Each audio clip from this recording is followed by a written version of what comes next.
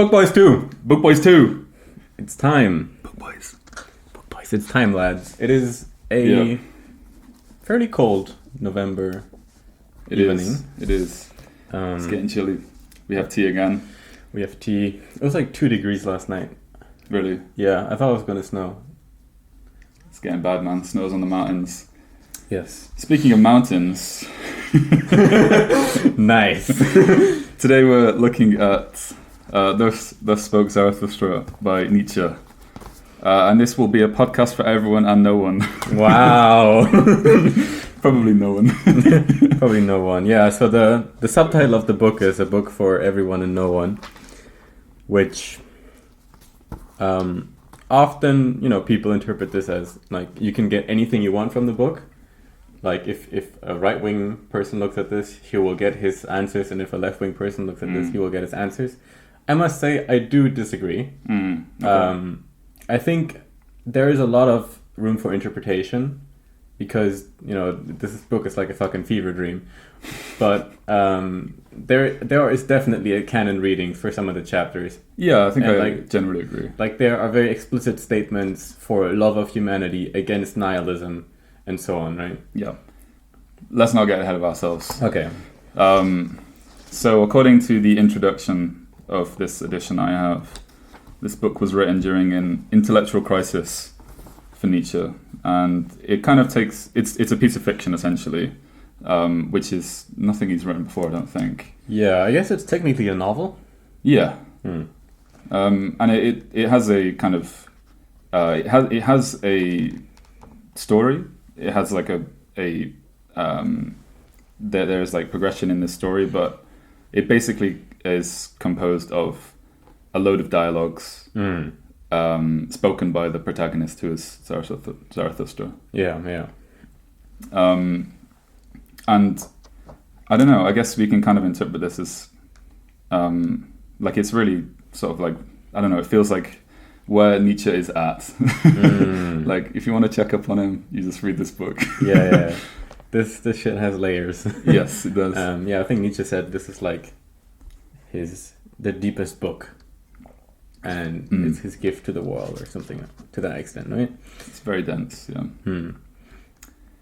So, let's start with we'll just explain the plot briefly. The plot isn't actually super essential to the book, but there is a plot, and so it revolves around this character Zarathustra, who we are introduced at the beginning of the book as a hermit who's been living in a mountain for 10 years, and he is inspired by the sun to return to society and share the wisdom that he's accrued during this time of solitude. Yes. And he arrives into a nearby town, and he addresses the crowd who've gathered there to watch a tightrope walker. And he tells them the kind of, I guess, the pith, like the kind of core of this philosophy that he's created, which is about the mankind's goal to overcome itself, for humanity to overcome humanity, to make a new kind of human, which he calls the Übermensch, like the Superman. Right? Yeah, this will be a term that people know probably. Yeah. Right, so he's a prophet, but he realizes, speaking to the crowd, that the reception is not so good, and he decides that, his role is not to preach to the masses, not to lead, but maybe to find companions who can think with him, and not that he's leading them necessarily, but they're discovering something together. Yeah. Although he does describe them as disciples. Yes. And so from that point, he leaves this town, and he begins these discourses. And so today we're looking at part 1 and part 2 of the book, because it's not super long, but it's like quite a lot to unpack, I guess. Yeah, you could probably spend like a whole day on one easily, chapter. Yeah. We'll see if we get to part 2. Yeah, so we're doing the first half of the book now, and then maybe in a later episode the second half. Yeah. Right. So basically, where part 2, so just about what we're going to cover today, leaves us is that he after speaking to his followers for a while, he decides to leave them and go back to his cave. Yeah. Is that how it is? Right? Yeah. That's the end of part 1. He returns to his cave, and then he comes back, round 2. Yes. And he does some more speaking. Yes. But then he has to leave again. Yes. He has to leave again. And I think because he has this dream, or no, it's not a dream. There's kind of this crisis at the end of part 2 where he's sort of like, he has something to say, but he either doesn't know how to say it or he doesn't have the strength to say it. So he decides to go back, we assume, to his cave and like figure himself out, I guess. Okay. Right. So that's basically the general outline of what happens on the meta plot. Now, as for the actual content, I guess we're just gonna go like chronologically through the parts of the book that we thought were interesting. Yeah, sounds good. All right. So may I start? Yeah, go ahead. So the book opens right with this guy, waking up in his cave, being 30 years old, kind of young for a prophet, right?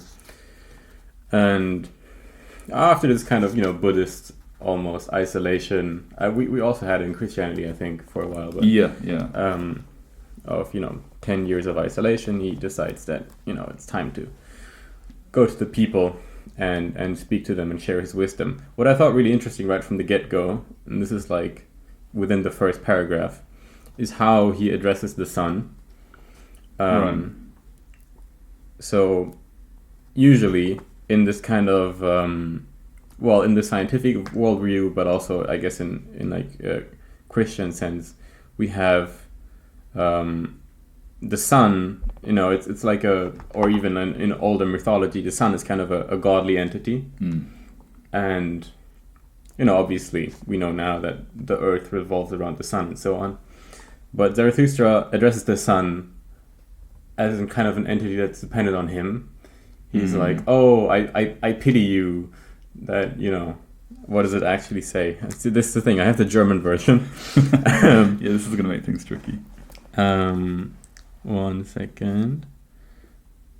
Right, you have come up here to my cave for 10 years.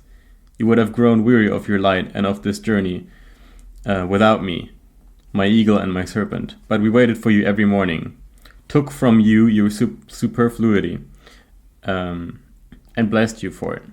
Right, so really quite arrogant. Yes. But I like it. This like he speaks with a lot of this kind of tone throughout the book. And I think this, it kind of sets up the attitude of Zarathustra as this kind of character that is trying to undermine or like smash down these big ideas we have, and like these specifically like ideas of authority, and I get mock them in a way. Yeah, it's very individualistic. Yeah.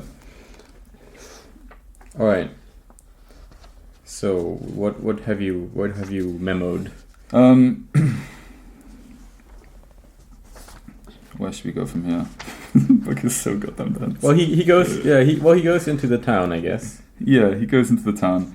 We covered a lot of this. So we're currently like taking a class on this book, and so we have actually spoken about a lot of this. And we can speak briefly about the rope walker, the tightrope walker. So when Nietzsche visits this town, he encounters a crowd that are watching this tightrope walker, like doing this tightrope act, and he then makes this connection between this action and this kind of route to the Superman, as like a tightrope act, and I think in this scene we kind of gain a lot of the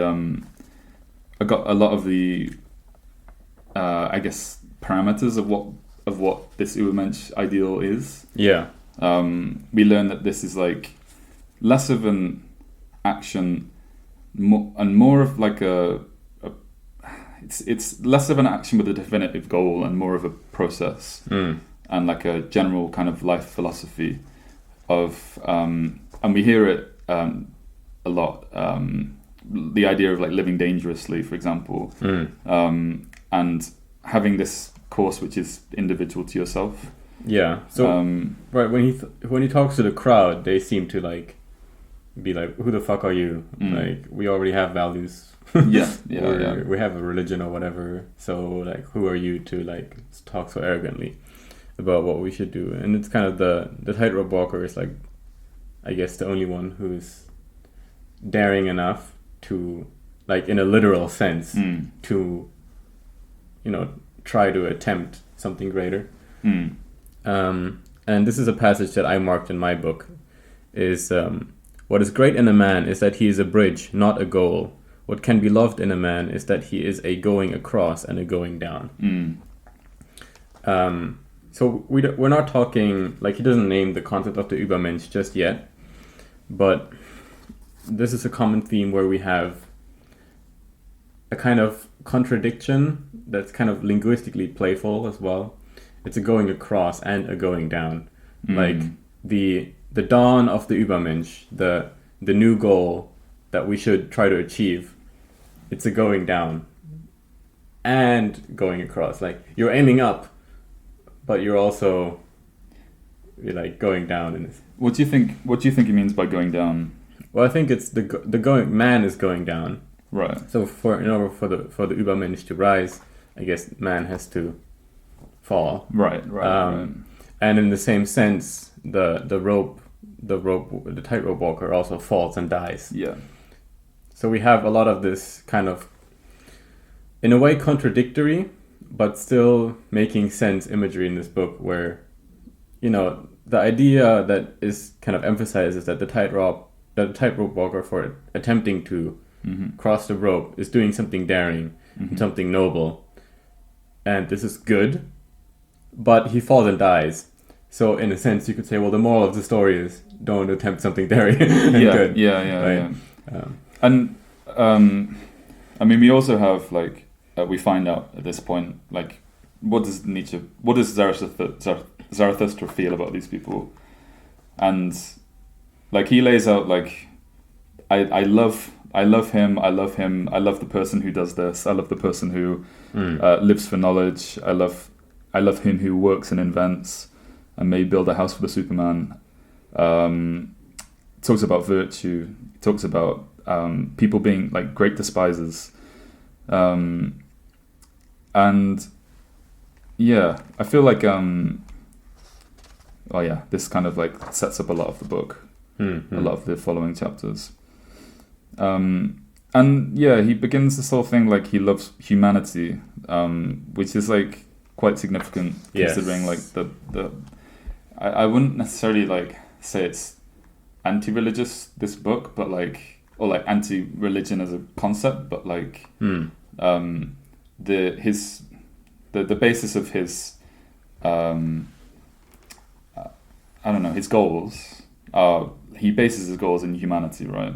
In people, rather than kind of, like, yes intangible ideas, like gods, for example. A common theme in the book is that, you know, preachers and so on are described as the despisers of life, because, you know, in a, like, traditional Christian idea, you know, the goal is to go to heaven, and life is simply, like, you have to abide by these rules and prove you're worthy and so on, and then you can go to heaven. And I guess if you want to make an institutional critique, you can also go into how the church exploited that for monetary gain and so on. But to this, Zarathustra's point is that, well, we only have this one life that is given to us, perhaps one, who knows if there is another one and so on, but what we ought to do is embrace it and love this life. So therefore, anything that, you know, preaches that, you know, that life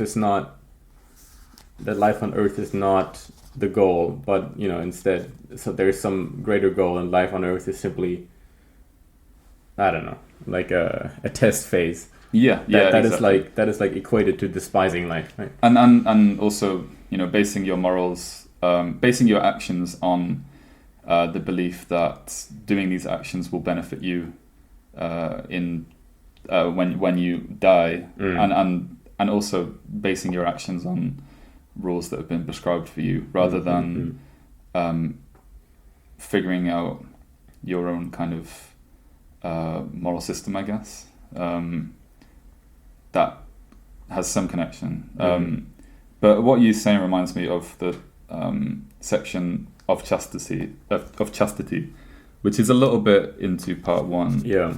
And I find this interesting because like he's like seems like a very he talks a lot about discipline. I think later in the book he speaks about how like if one can't self-discipline, there will be discipline by others. And he like these very kind of like intense ideas about how to live your life.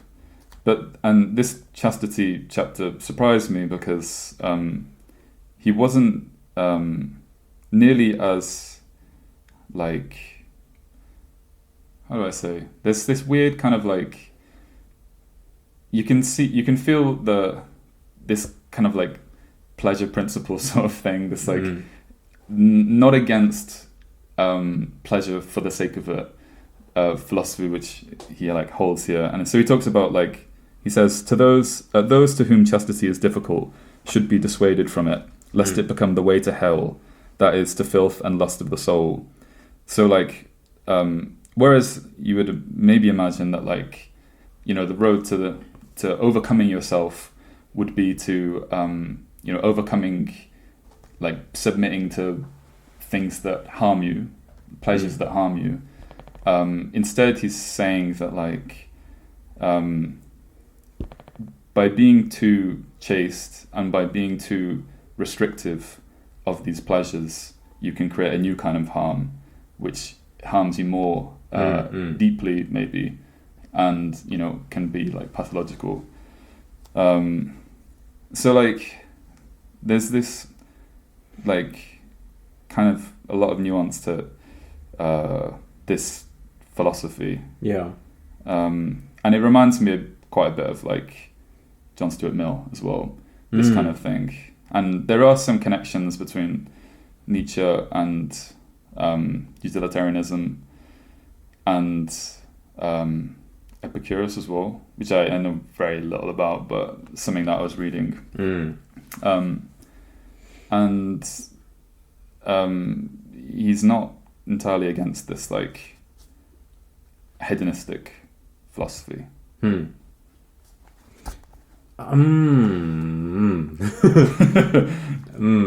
don't know if I'm convinced, but we can return to that later. Yeah, for sure. Because that's a bit further in the book. So one thing I wanted to mention is that the whole him coming into the town and trying to preach to the masses but not being accepted by them, and realizing that these are not the people I need to speak to, is a very is very parallel to a story from another book, The Gay Science, right, which is where the phrase "God is dead" originated from. So maybe that's something worth looking at for a second. I have the quote here. So it's, I guess I'll just go from God is dead. Right, so what basically this guy comes into town with a lantern.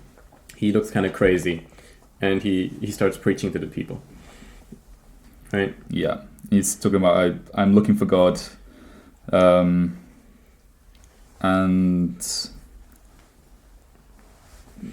there are two. Okay.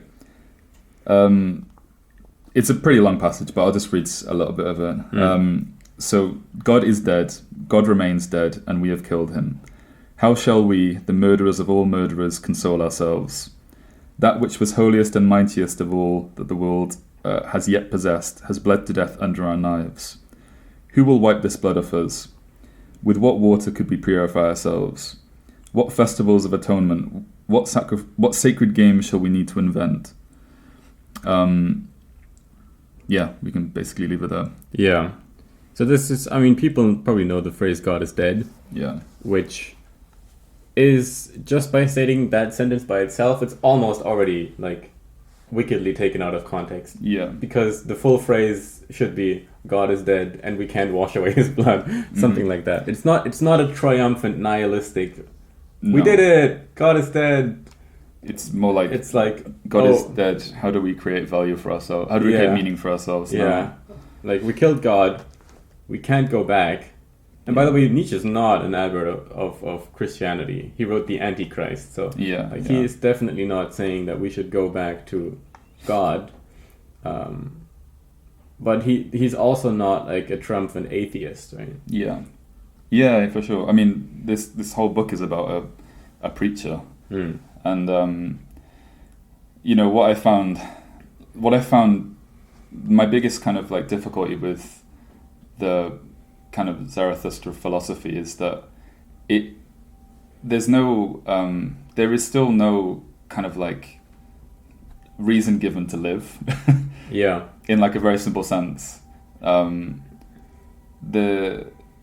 There's kind of like this brute force like enthusiasm, like brute force, like which is quite intoxicating when you read it. Like you read these like really powerful like live this way, do this kind of thing, which you can take what you want from, but there's still no kind of like real underlying reason to actually live in the first place. But it does still present itself as like this way of living. So that's one thing I found interesting. It's like it's almost like the book is trying to be a remedy for this lack of meaning, or for this it's a clear statement against nihilism, but there is no ultimate like simple like he's not saying nihilism is wrong because of this, right? It's kind of, there is no like one thing to disprove it, I guess. Can you say that again? Like, while the book is a treaty against nihilism, he doesn't give like a one definite conclusion why nihilism is wrong. Right, yeah. Except obvious conclusions like, well, you might as well just die, so... Exactly, yeah. Yeah, and I don't know what he would say. Like there is a part later about nihilism that I marked, so we'll come back to that maybe. Sure.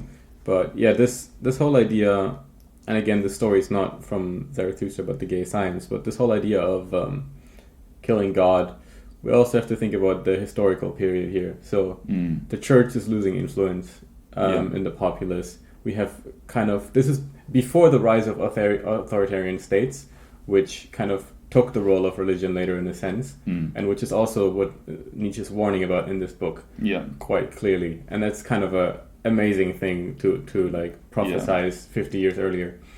But even like prophesize is such like a religiously isn't imbued word to use. Estimate, I guess. No, it's a good word. No, yeah, I agree. But it's just convenient. One passage I guess I like this in the short story with the man who proclaimed God is dead. He says something to the extent of, we like soaked up the ocean with the wipe of a sponge or something like that, right? He says, we have killed him, you and I, we're his murderers, but how have we done this? How were we able to drink up the sea? Who gave us the sponge to wipe away the entire horizon? So, these are kind of, I think, pointing as well at technological advancements, that, the world has gotten a lot smaller. We've drank up the sea, we can go anywhere with boats now and so on. I mean, nowadays air travel, of course, is crazy, but in German, and this book, of course, was written in German, but in German there's a term called Entzauberung der Welt, meaning the demystification of the world. Right, yeah. Which, is the scientific explanation of the world and physics and so on is, of course, coincidental, or maybe to some extent causative, with the decline of religion, right? Yeah, for sure. And like the Industrial Revolution, and of like most of the like philosophers and social scientists and stuff that you read about were like very active in this time. Like Durkheim as well can like some connect here somewhere, but yeah. I guess a good premise for the book is so the age of religion, or traditional religion at least, the age of monotheism is over. He's not necessarily saying that it should be in this book, but it happened. We can't change that. So now where the fuck do we go from here? The answer is not nihilism, and the answer is not making the state the new religion. So we're trying to discover a kind of individualistic philosophy. I think that's a good way to, I guess, approach the book. Yeah. Cool. Right. Where are we going next? Go It's on. probably worth talking about the three metamorphoses. This is like Yes. the very first discourse, and in this section, Zarathustra outlines these essentially like three kind of forms of human in a way. They are the camel, the lion, and the child. And these are different stages, essentially. They're kind of described as different stages in the metamorphosis of human in the direction of the Superman, I suppose, right?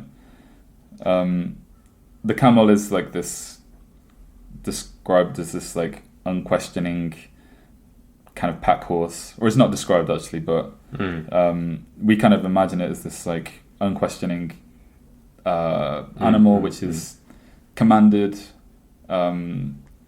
which serves a function to others. Yes. We kind of imagine a camel being like having heavy things loaded onto it. Yeah. And simply carrying it without question. Yeah, and being punished for going against that.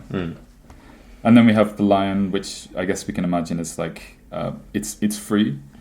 It says here like in the loneliest desert, the second metamorphosis occurs. The spirit here becomes a lion.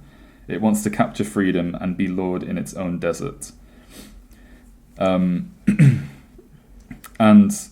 you know the lion has its own issues, and that's primarily being like alone and being vulnerable, and almost like by its own nature needing to do unpleasant things like kill, to exist, is always tested in those ways. Yeah, the spirit of the lion is I will, right? Right. Yeah. So the camel, I guess, doesn't really act upon its own will, but the lion is pure will. Yeah. And the lion meets the dragon, which the dragon is kind of wisdom, tradition. I think he literally says like, look at all the scales on my body. They all symbolize like the values of 1,000 years. Yeah, all the values of things glitter on me. And the lion is like, I don't fucking care. Yeah. I'm gonna do what I want. Yeah. So, in a sense, the camel is dependent on, or the spirit of the camel is dependent on established values and tradition. But in the same sense, the lion is also dependent on it by simply rejecting it. Yes. The lion does not produce his own value. The lion can't exist without. It's like a reaction. Yeah, the lion is simply like a negative reaction to what is. He does not create something new. Right? And that leads us to the child, which is the blank canvas. It's described as innocence and forgetfulness, a new beginning, a sport, a self-propelling wheel, a first motion, a sacred yes. So the child is completely detached from this like whole, what's the word? Like relationship. It's this new thing. Yeah, it's the spirit of creation, and I guess innocence. Yeah. openness. Right, and I guess you could say that there is like each of the three spirits come with their own advantages and benefits. But I don't think it's a coincidence that we start with the camel and end with the child. Yeah. Like there is, I do think there is a hierarchy here in the order of which we are presented with these things. And even though, if we think about society, of course we need our worker bees who just do what they're told and so on.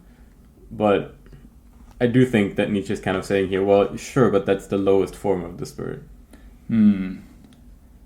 I think it's hard to. I think it's difficult to map this onto society perfectly, because I don't think I'm not sure if he's talking strictly about like we need camels, we need. Yeah, he's not saying that. It's true. No, and it's not that these different spirit. They're called spirits, right? The metamorphosis of your spirit.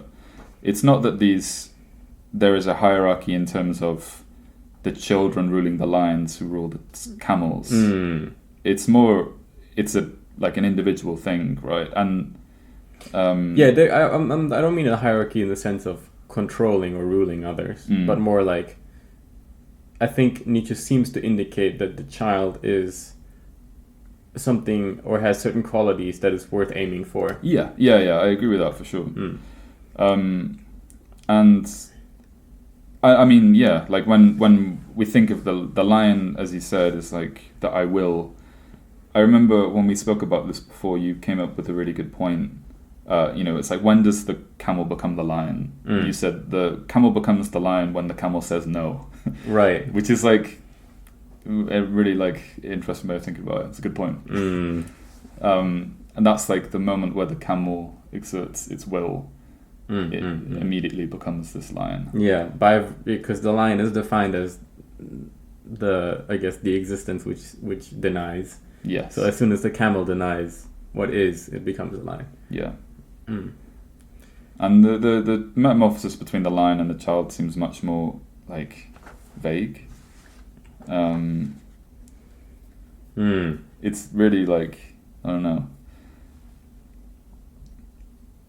It's much more difficult to like see where that, because the lion seems closer to the child than the camel to the lion in some ways. Yeah. The sentence which he uses to connect the lion and the child is kind of, what is it that the child can do which the lion can't?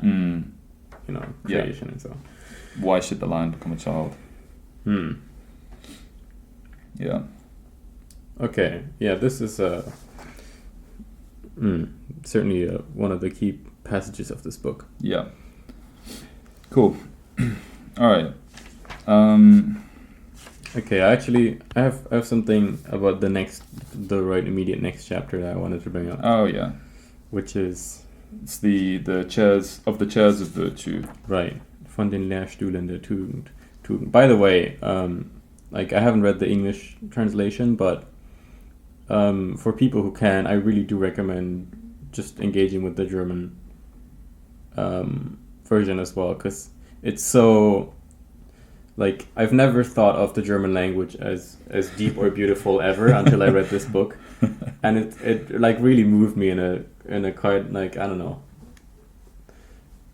what you call this, prose or poetry or whatever, but like, he writes, especially in this book, he writes like no one ever has the German language, and it's so different, and it's so like, yes. That's awesome. Like, it was like, it has been like, I remember reading something about the language in the book, like it had like a massive influence on German writing, German literature. Yeah, I guess many phrases, just like proverbs, that we use today are originating in this book. But just the way, I guess, the sentences are constructed, and everything, it's really original and beautiful in a way. Yeah.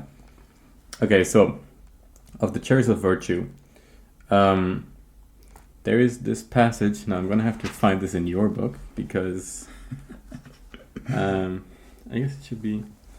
Oh, this is the one. I've got that marked too. Okay. Few know it, but one must have all the virtues in order to sleep well. Shall I bear false witness? Shall I commit adultery? Shall I covet my neighbour's maidservant? None of this would be consistent with good sleep. And even when one has all the virtues, there is still one thing to remember: to send even these virtues to sleep at the proper time.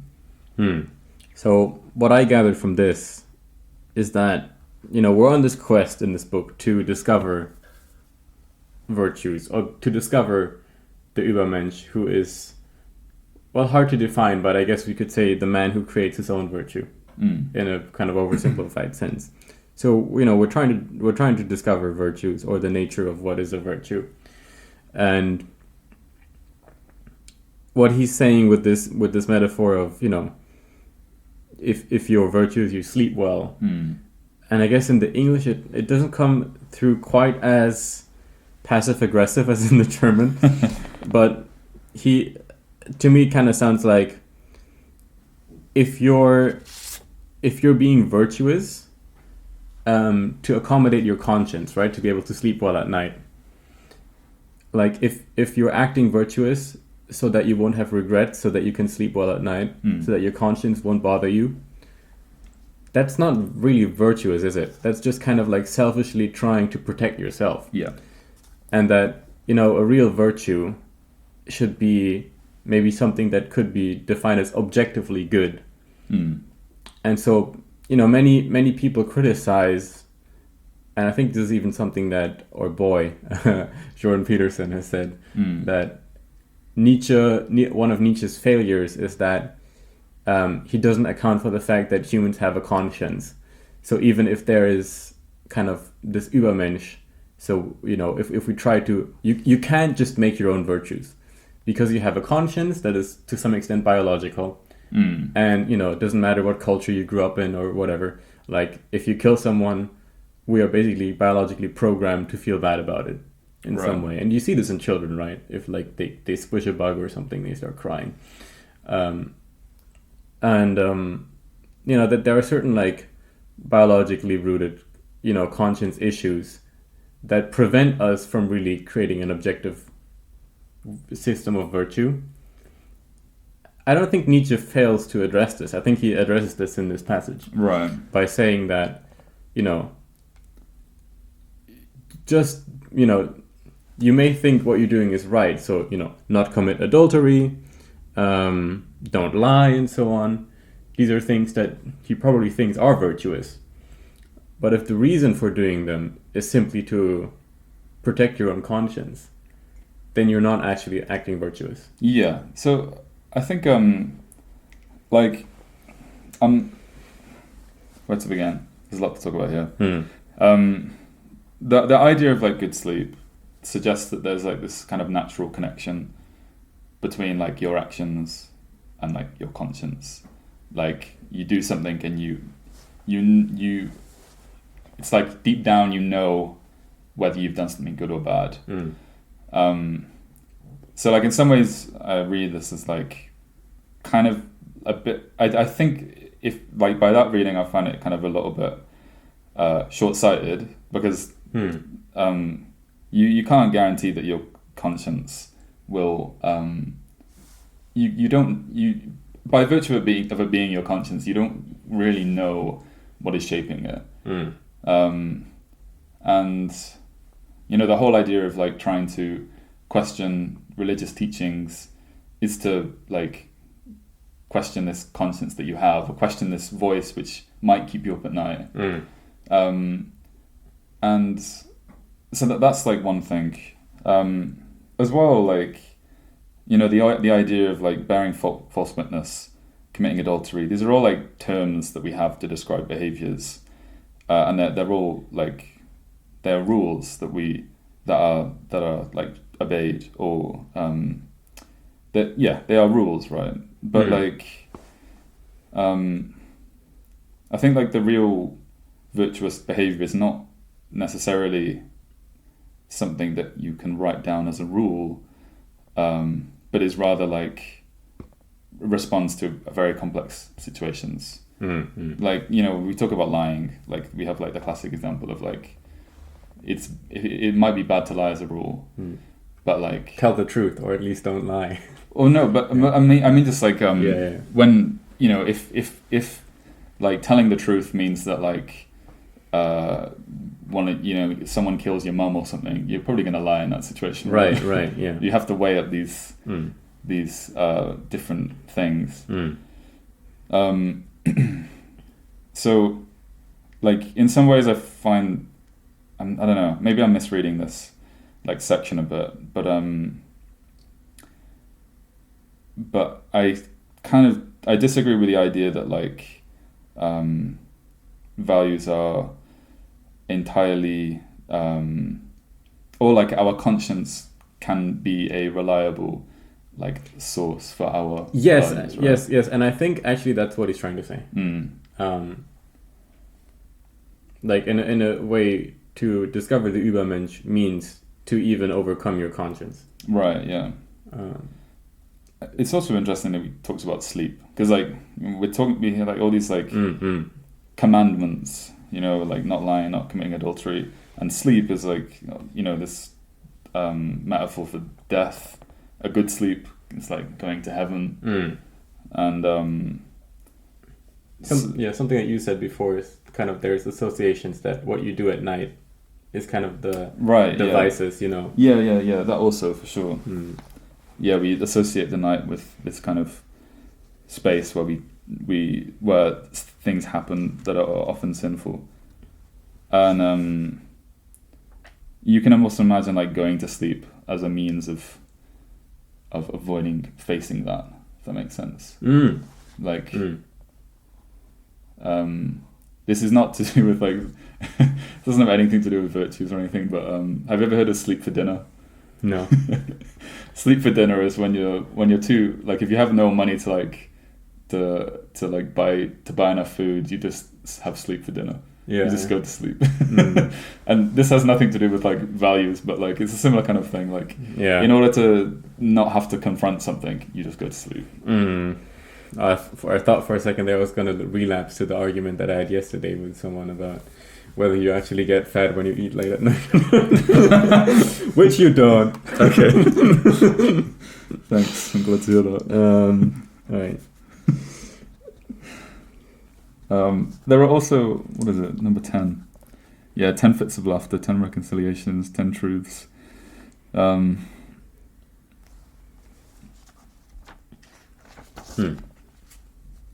Yeah. So like this kind of chapter, I guess,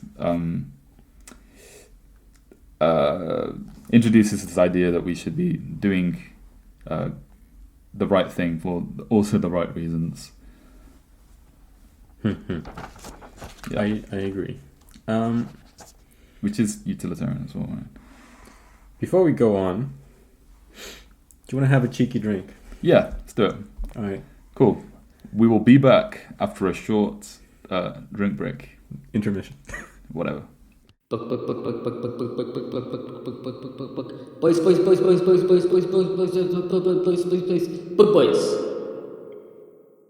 Okay, we're back. We're back. We have a cocktail again. What is it? It's called a Manhattan. It's very fucking strong. Ooh. Pretty tasty. Don't make me guess what's in this, and just tell me. I don't know. I think this is the way of doing it. I don't know. There seems to be like a couple different recipes, but it's whiskey, vermouth, and Angostura bitters. Tasty boy. Yeah. So.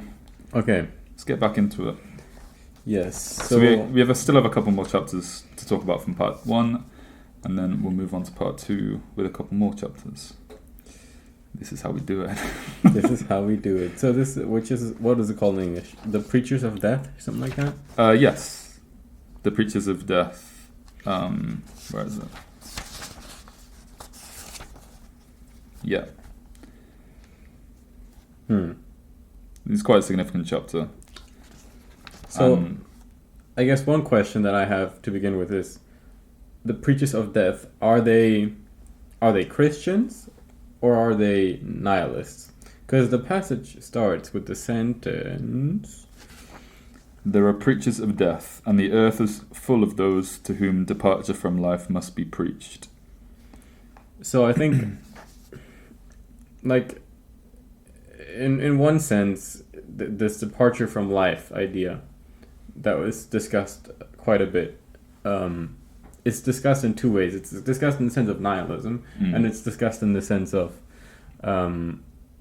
departure from life, in the sense that, you know, what you aim for is heaven. Yes. Yeah, I think this chapter is about it's about nihilism. I don't think, people maybe finding a new pride in nihilism, and this kind of is the answer to, in a way, like the answer to, you know, Zarathustra's question, or like the question we have is like, why should we live? And it's not really so much of an answer, but he basically just says, like, if you don't like it, kill yourself. He says, the earth is full of the superfluous. Life has been corrupted by the many too many. Let them be lured by eternal life out of this life. Yeah, the many too many, die viel zu vielen. That's a very frequent term. Yeah. For kind of, I guess, the masses. Yeah. I'm thinking. Yeah, and that is like core to Nietzsche's whole thing, or Zarathustra's whole thing, is this, like, he's kind of pretty, I don't know, it's difficult to say. You can see that this kind of idea would be appeal to, like, elitists and aristocrats and people who are in this kind of very it's kind of insulated part of essentially still society, but it is, I think, more complicated than that. Yeah, so I would say yes, but so yes, in the sense that there is a lot of rhetoric about kind of the unthinking masses, the camels, the herde, the herd. Yeah. Man, is that what it means? The sheep. Yeah. Fuck off. And yeah, a lot of this kind of almost arrogant, like, you know, don't be like the mass. And rejection as well, right? Like he decides it's not worth his time. Yes. He decides that the masses aren't worth his time. Yes. And he doesn't really, like, try that hard either to, like, he kind of makes a decision. Yeah, well, he doesn't want to be a politician, right? Sure. And there's some bad words about politicians later as well. But where the but comes in is, I think this where it's significantly different from elitism and aristocracy, is that elitism and aristocracy kind of are based on, like, ideas of, like, blood inferiority, or like educational inferiority, like classism, like the stupid uneducated masses, and, you know, kind of classism, as I said. But and we're going back to the three transformations here, the transformations of the spirit. Yes. So and as I said before, a camel, by virtue of just saying no, by virtue of saying I want, becomes the lion. So there is, like, yes, being part of the mass in a sense is denounced, but if you're in the mass, you can, like, whether or not you want to be part of it is completely up to yourself and your own capacity, and everyone has that capacity. Yeah. To add on to that, like, one thing that I kind of realized as we were speaking about the camel earlier, because we kind of dissected this idea of, like, the three kind of metamorphoses of spirit existing as some kind of hierarchy. I like, as a kind of this idea of the three metamorphoses as a parallel for society. In reality, it's more that, like, you can have, like, we can think of an example of, like, a factory, people working under people, and it's kind of like in any kind of company hierarchy, where the system works because of this expectation of punishment if things aren't worked out. And no matter what kind of status you are or what class you are within this, like, system, you're still forced into kind of some kind of compliance because you have these, like, the carrot and stick kind of thing. So yeah, it's not necessarily about the like the whole thing with Nietzsche is it's like trying to find this space where you're out of society, as in maybe not completely out, but like you find a space for yourself which is away from society, and with with people who are part of the elites, they are still kind of connected to society. They are still connected to society. Yeah, I don't know. I need to think about that a bit more then. Cool. I think so. You wanted to talk about the warriors, the next chapter. Yeah, this is like quite an interesting chapter. I think like it's an interesting like idea to think about, and I don't know. I think we engage with this kind of philosophy, me and you, like quite a bit. And the whole like. So what is the philosophy? So the idea is that is how to sum this up. It's about coming to an idea of the truth, or coming to some kind of like understanding through a almost sports like dialectic, yeah. And but beyond just a dialectic, like a real like this warrior kind of spirit thing, like this agreement with your partner that you will try whatever you can to prove your idea and try to defeat your partner, and with the knowledge that they will try and do the same to you, and this almost like camaraderie within this relationship with someone who you kind of perceive as an enemy. Not saying that I perceive you as an enemy. No. Yeah, it's I think it's antagonistic, right? Yeah, and I think I'm glad you brought up the word sport here. Yeah, because this is I think something that is, I think, and this is not necessarily in relation to what is written in this chapter, but admirable about the kind of English spirit of debate, right? Which is, certainly lacking, I think, in Central Europe. Is this kind of idea of may the better idea win, marketplace of ideas kind of thing. Yeah, marketplace of ideas, and but really the idea of sport, that there's like it adds a comedic and humorous character to the whole thing itself. And going back to the idea of war, because this chapter is called Of War and Warriors, right? One thing that I noticed in kind of, do you know Brigadier Gerard? I think you've told me about this before. Yeah, Brigadier Gerard is one of the longer running series of Sir Arthur Conan Doyle before Sherlock Holmes. Yeah. It's of this brigadier in the Napoleonic Wars.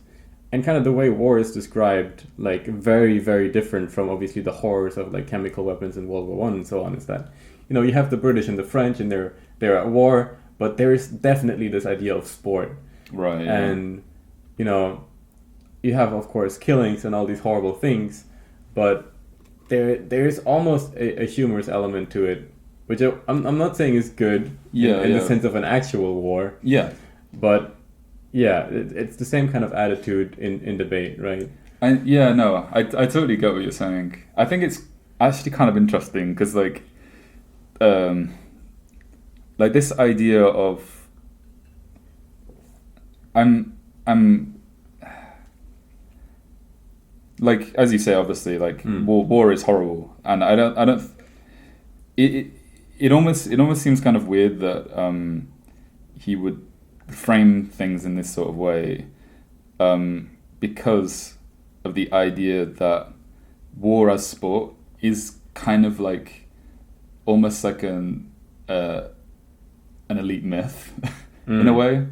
If you have you seen Blackadder? You've told me about this. I have not. So Blackadder is a great like British comedy series from I think the 90s, maybe 80s, and it's like a historical each season is set in a different historical period.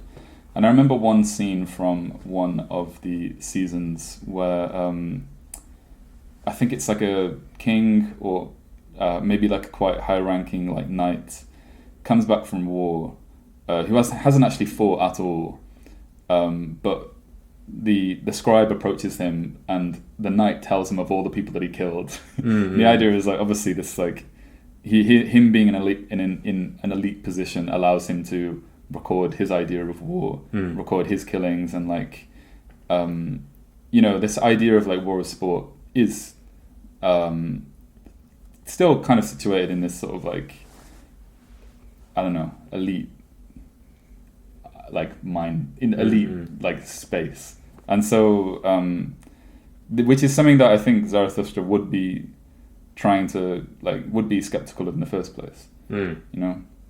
Yeah, and I guess one more difference in the way that war is discussed here, not necessarily just actual war, but also the broader concept of clashing ideas and so on. Yeah. Also similar to how Doyle discusses kind of the Napoleonic Wars, is that there's much more focus on the individual, as compared to focus on the nation and the state and kind of your duty to your country, which we see in the later kind of World War I, II, and so on. Whereas in the war as sport, there it's more about the individual who leaves his home, goes to war, has an adventure, discovers certain things, and grows, I guess, as a result, in some way. Whereas if we think about the world wars later and how war is discussed in the totalitarian state, it's much more of a focus on your country's calling upon you. This is your duty for the German race or whatever it is, Sure. And that's where we lose the idea of sport. Right. Like losing. Right. Okay. I see what you're saying, but I think at the same time, like I'm still not. I'm not 100% convinced that like even before world wars, like soldiers had necessarily any more individuality than they did in World War II, for example. No, that's true. Especially given like, I mean, religious wars as well were like fought on the basis not of you as an individual, but like your adherence to a particular religion. And again, like these whole things are so like wrapped up in this in the world of the elites, right? I say elites. I'm sounding like some fucking populist, like like Tom McDonald. But like, it like they are organized. Wars are organized in within a certain hierarchy, and there is this power at play for sure. I guess if you would think about the difference of attitude towards a war of sport or a war of duty towards your nation, I would think of imagine the stereotypical like medieval like knight, as you kind of said, who's like, well, that's my alarm ringing. Oh, this is bad. No. Oh no, this is real bad. Give me a sec here. Oh god. I'm just gonna turn off my phone. There you go. Oh, okay, I installed this app. Oh shit. I installed this app where... You look like nuclear launch codes. It is, no. Because okay, very, very short tangent. I have real bad trouble waking up early. So I installed this app, and it actually costs quite a bit of money as well, which is the sad part, but it's an alarm app. And the only way now that I can turn off my alarm is if I roll up my futon, put it in my closet, and take a picture of it. Are you fucking serious? That's the only way my alarm turns off. That's such a... Why do you set your alarm at 6:30? You knew we were supposed to be meeting at 3 today. It's no, because I had a night shift yesterday, and it's still from yesterday. I haven't changed it. Shit. I forgot to change it. That's horrible. No, it's actually genius though. So I just like completely turned off my phone now. Wow. Anyway, sorry for that. So war. Yeah. No. So if you think of a kind of knight My boy Phil's fighting a war with himself. I am. The real enemy is inside. If you think of a knight who's like triumphantly talking about his like how many people he killed and like slayer of men, defeater of dragons, and all this kind of like this kind of terminology, and now contrast that with in Tarantino's movie Inglourious Bastards, is it? How, what is it? Hans, the sniper guy. Oh yeah, the Nazi sniper who killed like 100 men. Yeah. How his war achievements and killings are talked about in that movie of like, you've done this much for your Führer and so on. Yeah. And like the whole dynamic, like it's not necessarily the cement, like it's still people killing people and bragging about their numbers, but the dynamic of how it's talked about is like one of individual virtue and like I guess achievement versus this duty towards this machine of state. Yeah, and maybe we can peg that down to like, in the medieval period, I don't think there was much of a conflict in Europe over what God was, right? Whereas like this, if we now like talking about the state, this segues into the new idol, which is one of the chapters quite well. It's like, I don't know much about the medieval period, especially like the wars, but we had the divine right of kings, so like the hierarchy which sat the god at the top of every kind of hierarchy, and like in that sense, like you're not fighting an ideological war necessarily, but like when we think about Hans the sniper, like he's killing people. And in doing so is diffusing this like existential threat. Like he's doing his part to like prevent this different ideology in killing people who are part of that. Which is obviously. Yeah, the semantics I think are the same. It's more of how we conceptualize it, or the language we use to talk about it. Maybe, but I mean, they were like medieval Europe and Nazi Germany or the world during World War II were like organized very, very differently. Like, yes. No, but like like even in like England or in like the UK, like all these relatively autonomous areas that were still like controlled to some degree by the king, but they weren't under like a state in the same way. And maybe like it seems like God dies, the state rises up, but the state is not like a global thing, or like not necessarily global, but like it's not like it makes up a nationality, right? It's not like we don't have the European state, although we do have some broader organizations. Right, we're drifting off, but no, I get your point. I think we need to talk about the new idol. Yeah, definitely. This is one of the like most important chapters for sure. Yeah, and I would say, chapter. This is what's so significant about this chapter is that for me this really is Nietzsche predicting totalitarian states like Nazi Germany and the Soviet Union in the 20th century, like whatever, like fucking 50 years after he wrote this. Taking over the role that God used to play or that religion used to play, and instead instituting the state as religion, which will lead to the death of the masses, which is something he directly writes in this chapter. Should we? Maybe we should read a quote.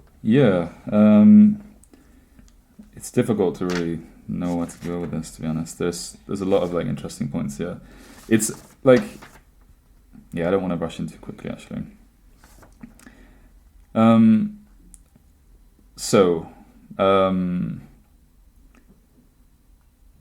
I'll just read the first couple lines. Yeah. So, of the new idol, there are still peoples in a herds somewhere, but not with us, my brothers. Here there are the states. The states? What is that? Well then, open your ears, for now I shall speak to you of the death of peoples. The state is the coldest of all cold monsters. Coldly it lies too, and this lie creeps from its mouth. I, the state, am the people. It is a lie. It was creators who created peoples, and hung a faith and a love over them. Thus they served life. It is destroyers who set snares for many and call it the state. They hang a sword and 100 desires over them. Where a people still exists, there the people do not understand the state and hate it as the evil eye and sin against customers' law. I offer you this sign. Every people speaks its own language of good and evil. Its neighbor does not understand this language. It invents this language for itself in custom and law. But the state lies in all languages of good and evil, and whatever it says, it lies, and whatever it has stolen. Everything about it is false. It bites with stolen teeth. Even its belly is false. Okay. You can get quite a good idea of what this chapter's about. Yeah, I absolutely just adore this line. The lie creeps from its mouth. Can you read? Yeah. So the state is the coldest of all cold monsters. Coldly it lies too, and this lie creeps from its mouth. That is... It's beautiful, isn't it? Yeah, and then... He uses lie for two different meanings. No, it's also just the idea that, and obviously we have this in democracy nowadays, where it's idea, well, it's, the state is democratically elected, so, it's the will of the people. Anything the government does is the will of the people. And this is such, like, he's dropping libertarian atomic bombs right now. Like, fucking Murray Rothbard is literally coming right now. Cause you little libertarian boy. No, cause I mean this is literally what libertarians talk about all the time. Yeah, is that yes, the state in some way embodies the will of the people if it's elected. But there's also this idea of tyranny of the masses, right? Yeah. That oppositions are quenched, and that it's kind of a sleight of hand that's being done, where it's like in order for everyone's will as an individual to be realized, we need to organize it in the state. Is what I guess the idea of democracy, what we're being told by the state. But of course, if we really wanted to simply realize the will of every individual, like we could simply do that without someone having to kind of take the rights away from the individuals in the first place. It's like, and Rothbard, there's a famous quote where he kind of says like, if the government, if like a democratically government acts in the will of the people, well then the Jews just killed themselves in the Holocaust. Right. Because the Nazi government was democratically elected, so therefore anything done by the people or done by the government is done by the people themselves. And like the counterexample would be, in Japan, for example, there's high government debt. And one example that's always brought is, well, but 90% of the debt is owed by Japanese investors. So the Japanese people simply owe their debt to themselves. Right. Which is this stupid idea that completely obscures that the individuals who are only owing the debt and who are like paid the debt, they're not the same individuals. And that we just say, okay, so it's all the same state, it's democratic, and so therefore we just have the circle jerk of, well, since it's everyone voted for it, so now it's legit. Sure. Anyway, small libertarian rant. It happens. Especially when I speak to you. Yes, it happens all the time. There was... go on. No, you go ahead. There's one thing about the poison drinking, which you linked to Kafka's trial, actually. Yeah, I love that so much. So we have this question of like, what is the state? Like, what exactly is the state? And Nietzsche describes the state as where everyone good and bad is a poison drinker. The state where everyone good and bad loses himself. The state where universal slow suicide is called life. So this idea of like poison drinking, I thought was quite like significant, and like kind of equated it to participating in ideology, like the ideology of a state, or even a religion, right? And obviously, like the idea of it being poisoned suggests that it is killing. That's like one thing, and but the main, like the idea of just drinking something, everyone drinking the same thing, and it having some kind of effect, like some kind of shared, like in this is a really really like obvious comparison, but in Brave New World, they have that soma drug. But the connection with Kafka is like we have like the ideology that people participate in the world of the trial is this ideology, this belief that the law, like the law is the law, or like the law behaves with, and it doesn't need to justify itself. Yeah.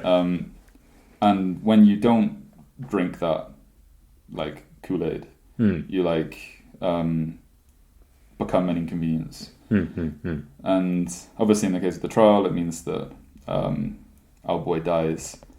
But yeah, I don't know if that was... Yeah, calling subjects of the state poison drinkers. Saturday, November. Well, Oh my that God. didn't help. I'm sorry. Calling subjects of the state poison drinkers who are... Did your phone just turn on? Maybe. Calling... Bill Gates wants my data. Calling subjects of the state poison drinkers who are complicit in the slow suicide of all. Right. It's similar to the idea that we discovered in Kafka's trial, that is to say, participating in social systems recreates them. Yes, yeah. For sure. So that is the slow suicide.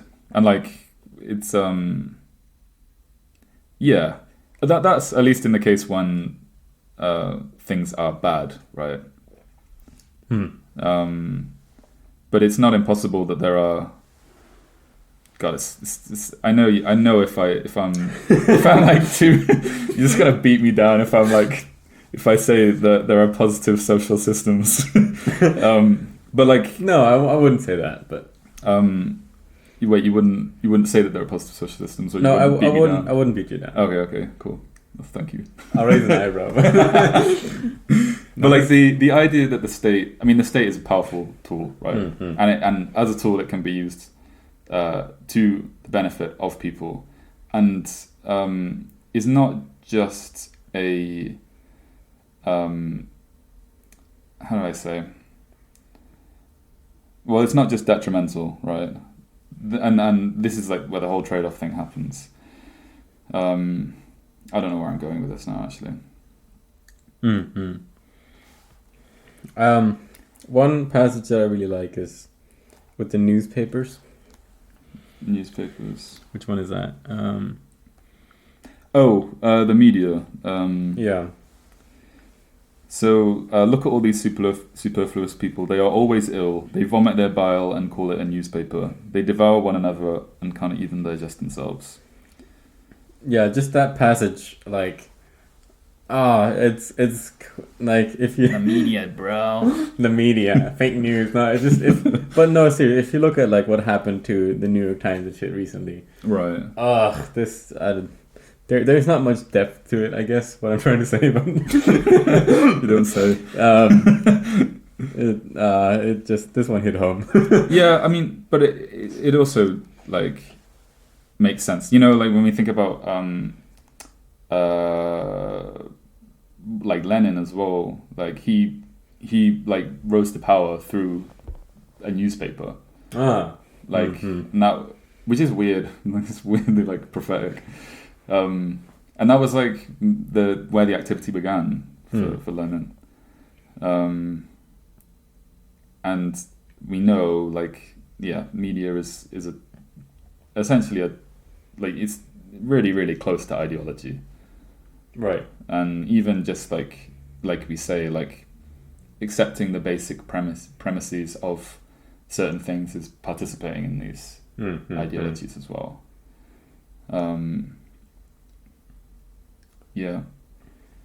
So it's interesting though, because it works both ways. Like if we think about you can think about left and right political ideologies. We tend to think of polarization as people becoming staunch in and more deep within their specific ideological area, whether it's left or right. And we see polarization as this, to talk about Durkheim, and I guess this connects to anomie, people being unable to connect in the same kinds of ways socially. We see that also as a way that society is broken, right?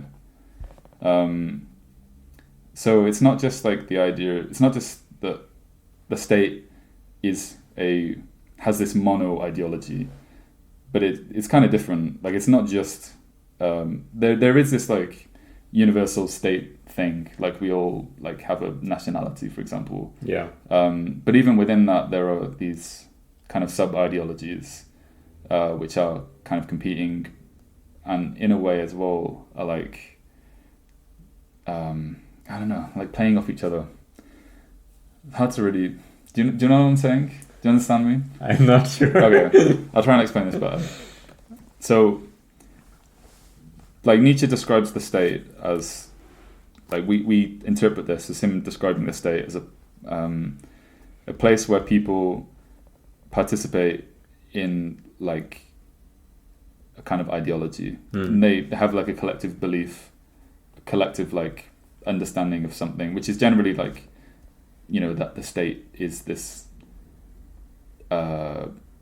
is the will of the people, maybe. But within a society, we don't just have one ideology, this belief in the state, but we also have these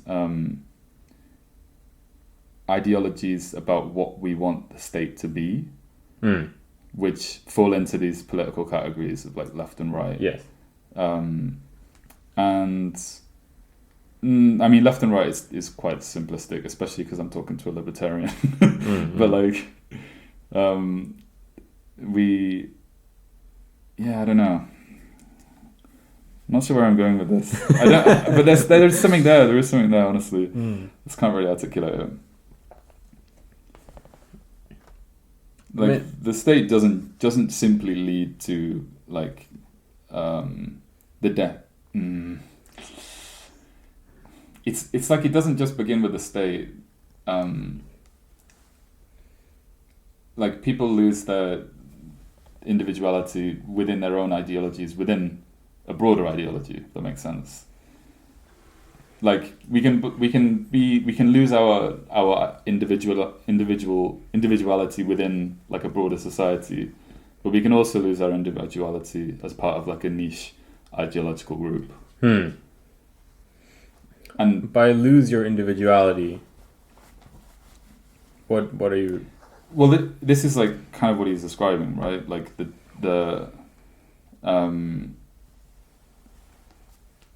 Kind of becoming the masses, losing your individuality. I don't know. Maybe I'm just chatting shit. No, I mean, I guess, yeah. Okay. If we go back to the media, just to put a stop to this point, if we go back to the media, we could, for example, argue that a state-owned media is obviously a high risk because we have propaganda, and how would you know that you're getting objective news that are different, that don't just affirm the state point of view. And we could obviously bring very bad examples like Nazi Germany, Soviet Russia, North Korea, and so on. On the other hand, you could say, well, German News Today or maybe the BBC is, fairly objective. On the other hand, even if news are not necessarily tied to the state, but completely privately owned, like for example in the US, there's still a lot of polarization and people losing their individuality and being driven into their little camps, even if it's not necessarily at the hand of the state. But within political ideology. And also, being monetarily driven as well. Yes. I never thought you would say that. I totally see that. I guess for me the answer almost is that the media is just wrong to begin with. There should not be a media. But it's difficult though, isn't it? I was reading maybe last year about the 24-hour news cycle. This is a significant development, right? And the question of why we necessarily fuck you. Where do we draw the line with ourselves when it comes to news and how much we consume and how much we concern ourselves with things that happen around us, and especially with politics as well. One thing I think is important, seems quite important to remember, is the just people around you and the community you live within, and these things that aren't they don't come to you through any channel, but what you experience in your day to day. And how you can, for example, better your community. And help the people around you, and I agree. I generally agree with what you say about the media. I think Americans seem to be really, really very skeptical about state media, and I think it's for a pretty when you think about the incentives and when you think about the idea of state control of something, you can see how things can go wrong, and obviously we have historical examples, but I do think the BBC, it's definitely not perfect, but it seems to me on first glance at least preferable to the state of American media. And I give you this is my my populist public speaker take that everyone hates the BBC, so it must be doing something right. Right. Okay. I'm with you. Which is fucking stupid as hell. But. Okay. So I want to conclude this chapter, and I think we should read the last sentence. Yes, definitely. So, anarchist Zarathustra. He says, "There, where the state ceases, look there, my brothers. Do you not see it? The rainbow and the bridges to the Superman." Thus spoke Zarathustra. So, this is the most kind of explicitly, I get anarchist statement of this chapter. He the rainbow of anarchy, the rainbow of no state, and specifically linking this to being built by everyone's endeavors to be an individual and to overcome themselves. When I first read this, I saw the word bridges and I was like, who's going to build the bridges if there's no state? Well, maybe if the government wouldn't prohibit it for individuals to build bridges. We can do a whole episode on Rothbard, but no, I mean, this brings me back to the beginning where we said a book for everyone and no one, and of speaking of a canon, and it would be very naive and simplistic to take this statement and say, so therefore Nietzsche is an anarchist, right? But on the other hand, and there's other pretty big hints throughout the book, but I don't see how you can read this book and somehow conclude that totalitarianism is that Nietzsche would be an advocate for totalitarianism, for example, or in a broader sense, socialism. I was even saying. Right. And we'll get to the tarantulas, but my favorite chapter of all time. I fucking knew it would be.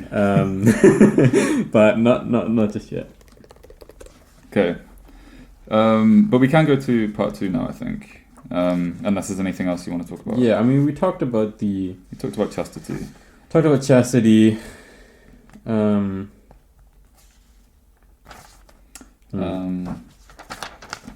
He said, "Women are not capable of friendship. Women are still cats and birds, or at best cows."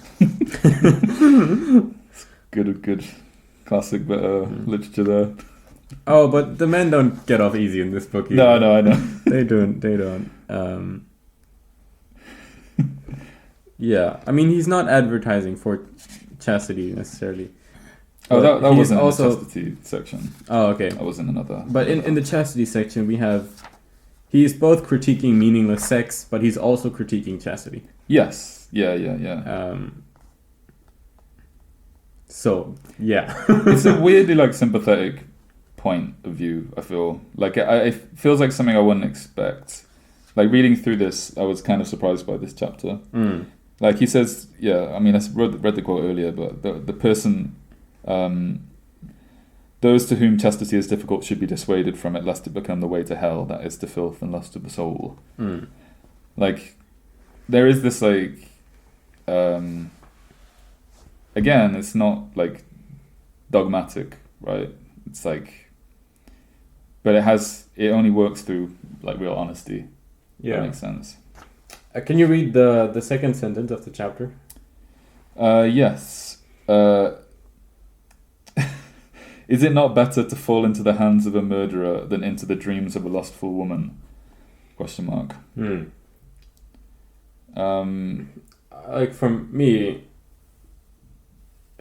I mean, we have clear hints at like the biological reality, I guess, that women are more or less the arbiters of like sexual decision making, and it's like, you know, Okay. Obviously men are more like horny and whatever, and have like, you know, there's biological like evolutionary reasons, like women bear the cost of pregnancy and so on. Sure. But I guess like as a personal moral dilemma, like if a woman offers you easy sex as a man, you're like, oh no. But you know, usually this will be a regretful thing. So what's your interpretation of this sentence? That it will be very destructive for both the woman and the man, I would say that. Or that is just generally a really bad thing for women to offer easy access to sex. Okay. Yeah. Okay, fair enough. And I would, you know, I upon that, and this is maybe because I'm, you know, personally very, very biased against it, but upon that, I would build critiques of prostitution and so on. Right, okay.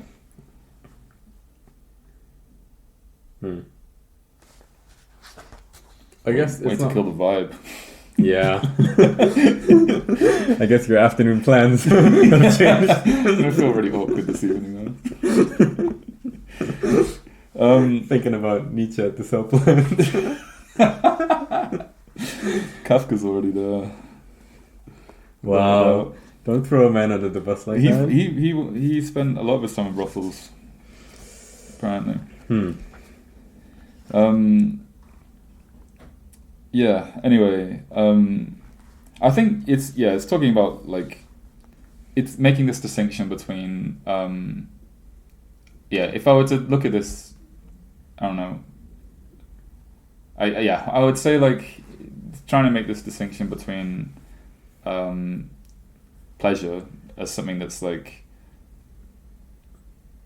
beneficial to you, and pleasure that's not beneficial to you, and like trying to make this calculation of what the best thing to do is in this situation. And he doesn't say like you should. He doesn't say that you should not like sleep with this lustful woman if it means that abstaining from that would be more damaging to you. Yeah, I mean, the next sentence is kind of saying that, you know, like, look at these, you know, lustful men as well, where, you know, their highest value is just to sleep with a woman. Yeah. That, you know, it's not necessarily like, I guess pleasure is not necessarily bad in itself, but it shouldn't be the end goal in a sense. Yeah, or at least it's more that it should, and this builds on the Epicurus thing. Like it's more that it should positively build on some higher goal that you have. That's, I think, the distinction here. I like it.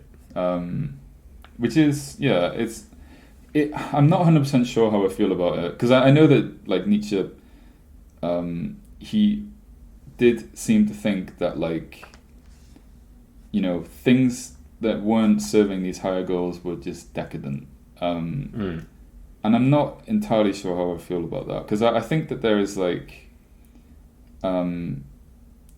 I think there is like pleasure in doing things without the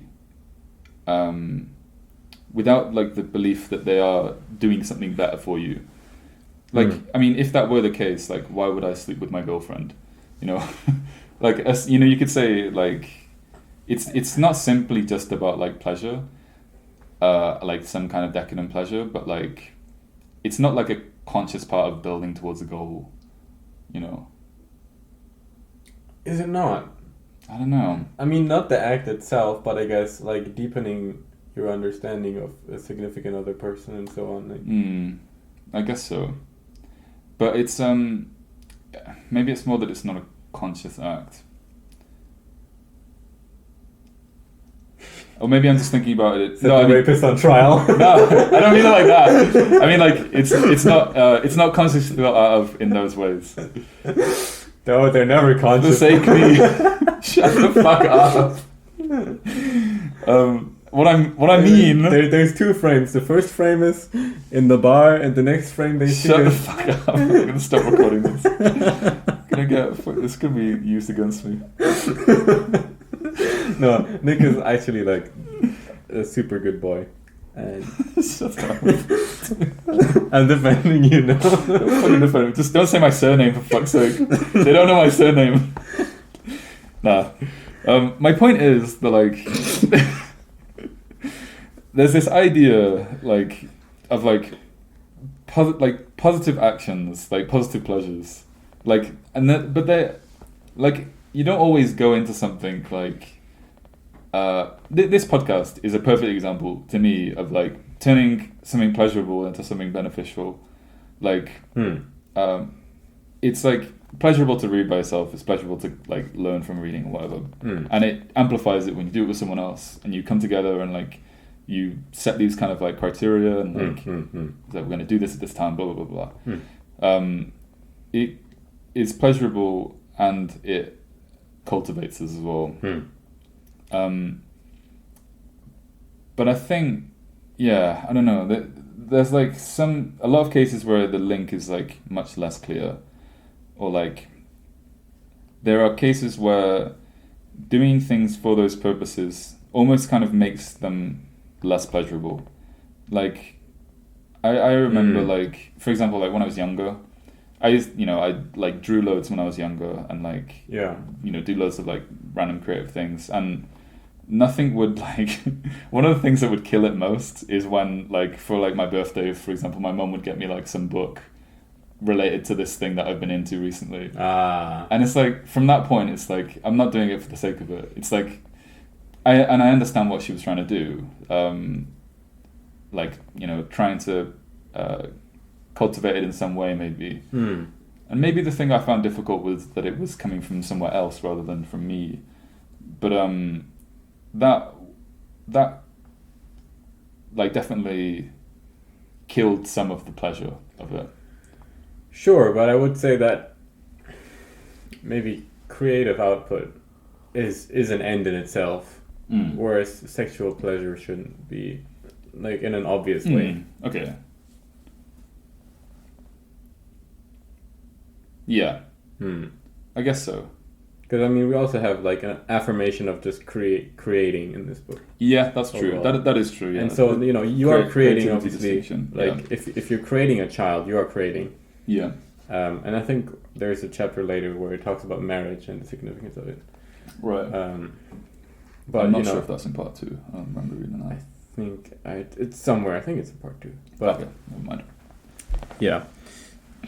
Anyway, I want to move on. Yeah, we're to 1,001 this goals. This is fun though. Like, yeah, it's fun to get stuck in it. No one's fucking listened to this podcast anyway. You know what the average listening time was? 37 seconds. Awesome. Well, I don't really mind that. Again, this is a podcast for no one. It's a podcast for us mainly. Yeah.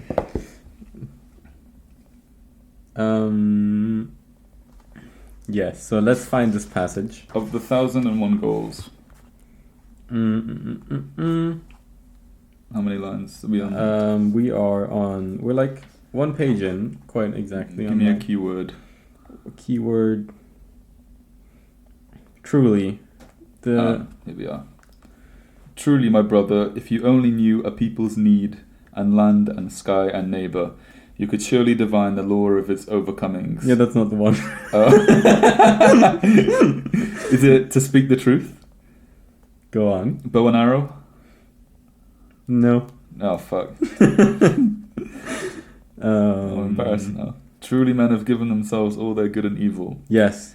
Okay, truly, men have given themselves all their good and evil. You sure? This is the right one? Yeah, this is the right one. Truly, truly they did not take it. They did not find it, and it did not descend to them as a voice from heaven. Okay, wait. Okay. So, values, good and evil, so Right. on, virtues, right and wrong, are man-made is what we're saying. Yeah. They're not, we didn't get them from God and so on. Yeah. Okay. I guess continue. Man first implanted values into things to maintain himself. He created the meaning of things, a human meaning. Therefore he calls himself man, that is, the evaluator. Evaluation is creation. Hear it, you creative men. Valuating is itself the value and jewel of all valued things. Only through evaluation is there value, and without evaluation the nut of existence would be hollow. Hear it, you creative men. A change in values, that means a change in the creators of values. He who has to be a creator always has to destroy. People were the creators at first, only later were individuals creators. Indeed, the individual himself is still the latest creation. So, there's quite a lot to talk about there. Yeah. Well, I would say this kind of makes the idea of the Übermensch more approachable in the sense that, he's saying that, basically all values that we have now have at some point been created by humans. Yes. Which would be a bit contrary to, I guess, the biological consciousness aspect or argument, which is quite a strong argument as well. What do you mean by biological consciousness? So that is to say that, regardless of culture, regardless of upbringing, regardless of socialization, there are certain, mechanisms in our brain that significantly influence our perception of right and wrong. Right. Basically that, we have a certain emotional response, unless you're like a psychopath or something. Yeah. That, killing is bad. Yeah. Generally. And we can have social systems to overcome this idea, of course, as history has proven. But this would kind of be the anti-argument, I guess. Yeah, but see, I would still say, like you say, they greatly influence, right? I think the whole idea is that they are willed by people, right? And it's because of like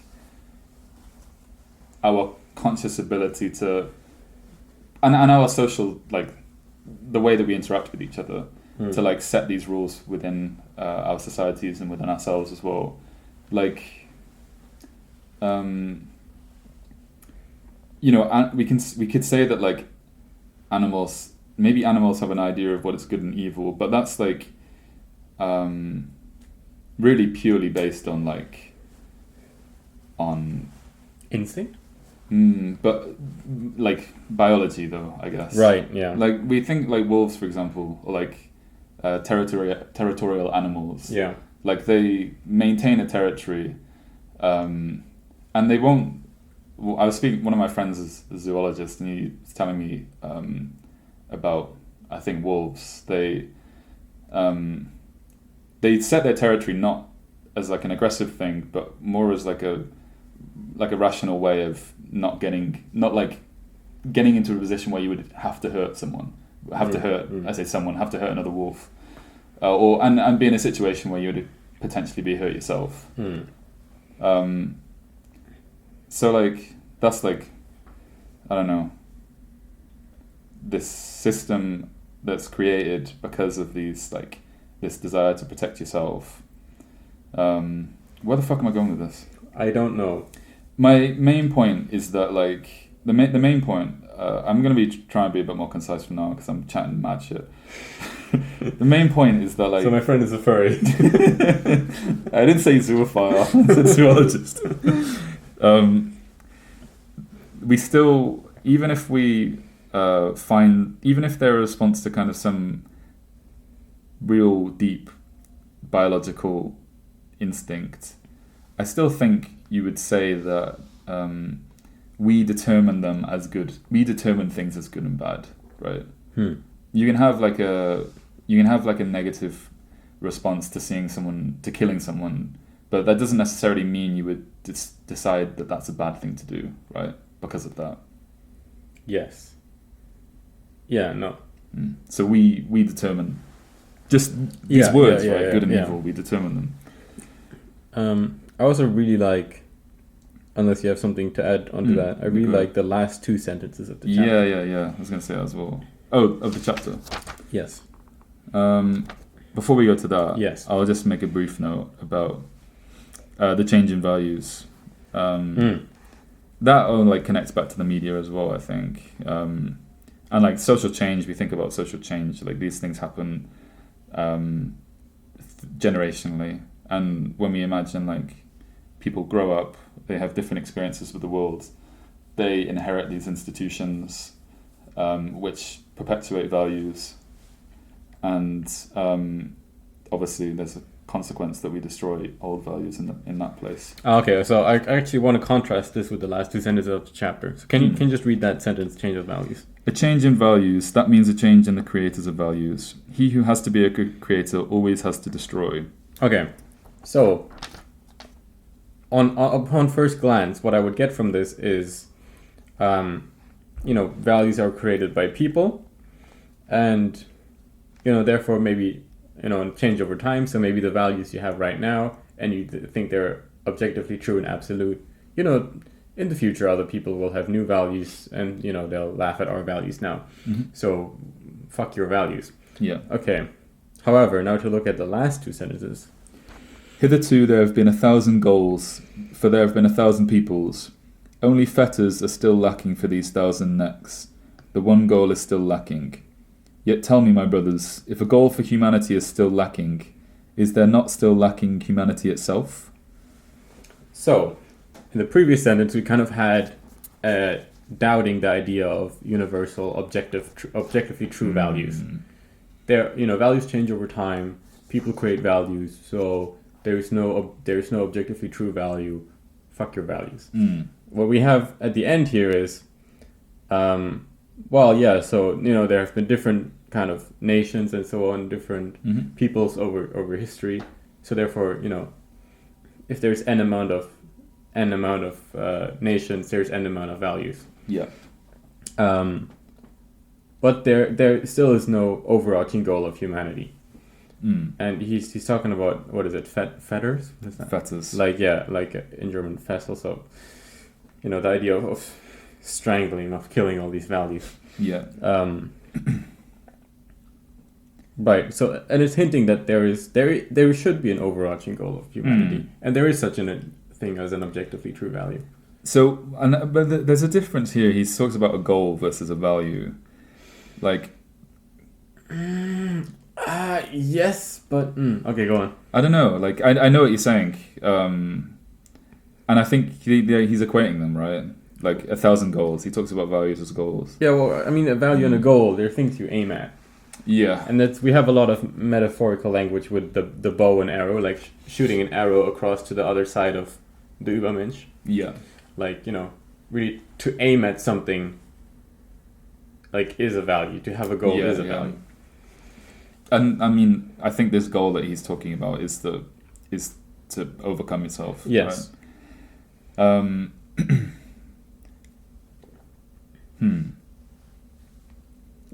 It's quite convincing, isn't it? Like, it fits into the John Stuart Mill, like, utilitarian philosophy in some ways. Like, there aren't, there's no dogma, and like, it's different with utilitarianism because it's, this maximizing pleasure, and these questions are what pleasure is worth maximizing and stuff like that. But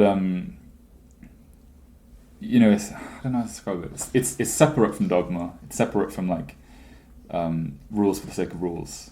In a similar way, like, to overcome yourself is to always challenge yourself and always challenge these things around you, I think. And that, I mean, it does make sense, I think. It's kind of, I don't know, it's kind of disarming. Yeah. In a sense, like, by saying that since there's no overarching goal of humanity, isn't humanity itself still missing? I had to think about this for a while, because it's kind of like, it sounds like a cheap, like, I don't know, some like poetic, tribe like kind of poetic in thing. Soviet Russia, burger eats you. But because earlier he's saying that, well, all values are created by humans, so therefore the definition of a human is he who creates value, as opposed to animals, say. But then at the end we say, okay, but since there's basically X going towards infinity, peoples, there's also X going towards infinity values. So there's kind of a superfluity of values that makes them, meaningless. Yes. If there's no overarching absolute goal. Basically, since humans have not created this goal, and the definition of a human is he who creates the goal, humanity as a whole is missing. So a human singular is he who could create value, I guess.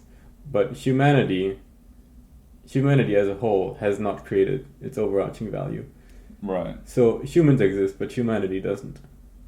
Yeah, it's interesting because, like, at the same time, it's the idea of overcoming itself. Like, how do we know that humanity is currently overcoming itself or not? Like, this whole idea of, like, when we talk about, like, dialectic or even, like, historical materialism and stuff like that, like, how do we know, to talk about, like, Marx, like, how do we know that the revolution is really here, like, the revolution is really going to come? Like, I remember I listened to a podcast a while ago, like a film review podcast, and one of the guys on his name's Mark Kermode, he's like a big, like, British reviewer, has been around for ages. He talked about his life in the 1980s, and like he was talking about how, like, there were people who were so, like, engrossed in this idea that they would, for example, if someone asked them out, they'd be like, "Oh, I'm sorry, like, I want to go out with you, but the revolution's just here, like, it's just coming, so, like, it's probably not a good idea." And it's, a similar thing, like, how do we know, when we reflect on Nietzsche now, like, these ideas are definitely quite significant, and they've definitely had an impact. So how can we say that humanity is not, united in this goal? When we look, and especially when we look back into the past, whilst I don't agree with the idea that things necessarily always become uniformly better, and, like even better in terms of like our philosophies and stuff like that. But yeah, I don't know. It's difficult to say whether we're going up or whether we're going down. You know, or whether we're like, yeah, when I say up, I mean towards the Superman, or going down towards something else. Yeah, it seems like Hegel, and I know fuck all about Hegel, but like, the idea that like there's necessarily this like spirit of humanity or whatever that's going towards this utopia or whatever. I mean, yeah, it's hard to like affirm or deny. Yeah, I mean, as an economically oriented person generally, it's pretty hard for me to not say that things are not improving over time. In economic terms, terms, and I mean in technological. I guess if you like, talk about morality, like we talked about, you know, like the earlier, like the how do we say, technological developments happening alongside big existential crises, right? Okay. Yeah. You know, and science not giving us meaning. Yeah. No, that's Shake hands. Yes. Book boys. Next chapter. Yeah. I don't know if we can actually fit part 2 into this. Yeah, we might have to just do part 1. Yeah. I mean, I'm okay with that, to be honest. Yeah. Because there's some ideas from part 1 still that I want to talk about. Yeah. And there's some other thing. Actually, no, there's nothing else to bring in. Loving your neighbor. Is this the next? Yes. Love of one's neighbor.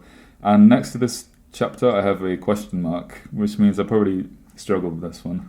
I have some fresh memory of this. Okay, go ahead. Can you read the first sentence? You crowd together with your neighbors and have beautiful words for it. But I tell you, your love of your neighbor is your bad love of yourselves. You flee to your neighbor away from yourselves and would like to make a virtue of it. But I see through your, quote, selflessness. So, you know, especially in Christianity, there's always this idea of loving your neighbor, right? Right. I guess, you know, since we're undermining everything, what he's saying here is that, like, loving your neighbor, by having loving your neighbor as a virtue, and your neighbor could be just like your actual neighbor or like a partner, let's say in like, you know, like as in a romantic relationship, like loving someone else can be like is generally a good thing, but you should be careful about not using it as a simple escape from not loving yourself or being willing to work on yourself. Yeah. Like, look at me, I have all these friends, or, you know, I love all these people and they love me back. Like, that's in itself not a bad thing, but maybe you're just doing it because, you know, it's there you have certain issues with yourself that you're not willing to work on. So yeah, I think firstly it's important to distinguish this. It's not about like, I don't think this chapter's about affirmation from friends. Like it does seem more like like trying to fix. So when sometimes like I haven't like had that much contact with like Christians in my life, but when I have, like people being like incredibly kind when I was in America, like hitchhiking and shit, and like people, like some people who were like very, very Christian would like really, really like help me out when I was just bumming around, and like I'm incredibly grateful for like what people did for me. But it did also introduce this like this fucking trucker like took me to breakfast with his wife, and we said grace at the table, like held hands and like fucking did a prayer and stuff. It was like kind of cool, but like at the same time, there was this sort of seed of a thought in my mind, like, where is this coming from? I guess. Or like, what do you think of me? You know, like, do you think of me as like another person, or do you think of me as a means to what is it? Prove yourself to your own rules. Yeah. And I think in a way that's part of the embarrassment some people have when they receive charity as well. Like feeling like you're the means to someone feeling like an altruist. Yes. Can you read this? Yes, I can. So Phil can't read English. I have the German version, and Nick's voice is just so nice. Okay. It's my chocolate radio voice. You invite in a witness when you want to speak well of yourselves, and when you have misled him into thinking well of you, you then think well of yourselves. So, yeah, just kind of underlining this idea that, like, you know, loving someone is good, but sometimes, like, you just want to, like, affirm yourself. So therefore, you do, you know, you, as you said with the truck or whatever, you might do charitable things to others, so that your own like self-evaluation goes up. Which you know, doing charity is good, but if you want to be proud of yourself, you know, you need to, like, I guess, do something with yourself, not like simply be nice to people. Like, it's like this kind of, they're not mutually exclusive. Helping other people and helping yourself, they aren't mutually exclusive, but it's doing one without thinking of doing the other. Or rather just like doing one with the intention of doing that, I guess. And this is like a divergence from like Mill, where like he doesn't really care about intentions, he cares about outcomes. So like if you do something just to make yourself feel better, like it's probably justifiable if there's a net positive outcome from that action, right? But this is more to do with like yourself, right, as opposed to like your contribution to society. Yeah, and I mean, this is like talking about loving your neighbor, but I guess just more relatable for probably a lot of people is, you know, say you're single and you say to yourself, I want a partner. I want a boyfriend, girlfriend. Maybe it's valuable sometimes to think about, well, why do you want that? Is it, and there's a passage here about let me one man runs to his neighbor because he is looking for himself, and another because he wants to lose himself. Your bad love of yourselves makes solitude a prison to you. So like there's all sorts of reasons why someone may love his neighbor.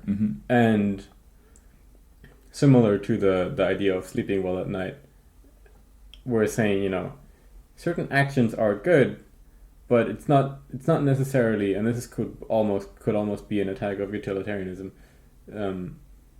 even if an act yields favorable results, it is sometimes like the intention, I guess, that counts, or the moral dynamics of why you did it. And then you could probably argue that in terms of utilitarianism as well. Like, for example, if you say, you know, I want a boyfriend, I want a girlfriend, and like then you go out and find that, the relationship you're going to make is like the person that you meet because of that intention will probably not bring you greater happiness, will probably not maximize your happiness in the way that thinking about what you want and like responding to that in a way that's like more measured could, right? Because like you know, there are like so many dysfunctional relationships which are like created from either very spontaneous like decisions, and then, you know, people like don't quite know how to get out of it, or like there's like sunken cost, or like people have kids and shit, and like, or there are like other social factors at play, or even like because someone satisfies this psychological itch for you, which isn't like actually unhealthy for you. Yeah. Like if you have couples that are like destructive but affirm each other's destruction, like that doesn't come from they're not often created in like, they're not often relationships that are created in measured ways, right? So I would maybe say that you could argue utilitarianism in favor of, you could argue approaching a relationship with the right intentions as a utilitarian act. Certainly. Okay, yeah. Yeah, and Welcome then to the John Mill podcast. John Mill podcast. I'm a really big anti-utilitarianist recently. I think we can get into this Cool. on another book. This will be the Patreon exclusive bonus podcast. This will be the Mary Rothbard Right. libertarian podcast. Yeah, I mean this idea, or this chapter rather, ends on something that really I didn't get at all. My brothers, I do not exhort you to love of your neighbor. I exhort you to love of the most distant. Yeah, I thought about this for a long while and didn't really get anywhere. I was thinking about, like, when I read this, I thought about this, like,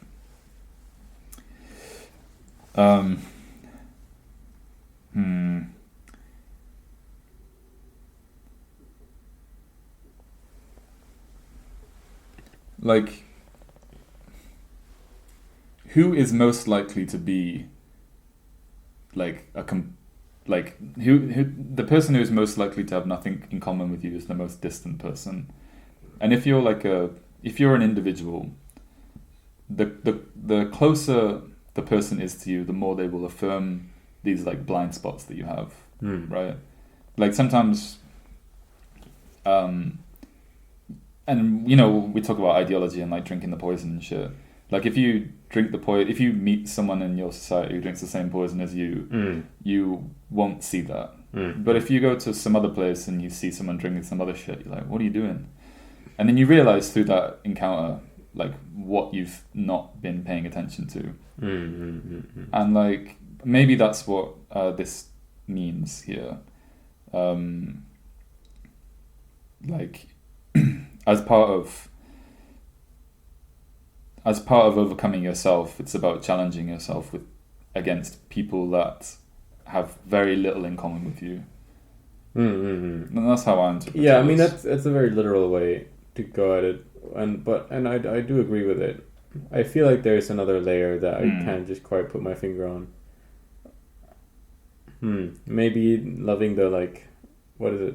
Fernstenliebe? What the fuck is it called? The most love of the most distant. This didn't translate well. Oh, really? No, but I see you have it underlined. Yeah. So maybe love of the most distant is like love of the idea of the concept of humans itself, humanity itself, whereas loving your neighbor is like the idea of like a specific individualistic charitable act. That sometimes, like, being a good Samaritan, individual acts of charity could be opposed to the idea of loving humanity or affirming humanity. It doesn't make sense, but it makes sense. Okay. Food for thought. No, but it's something to think about. How would you translate this word? So love, what is it? Loving your neighbor? Is that what it? Yeah. Love of your neighbor. In German, it's one word. Right. Nächstenliebe.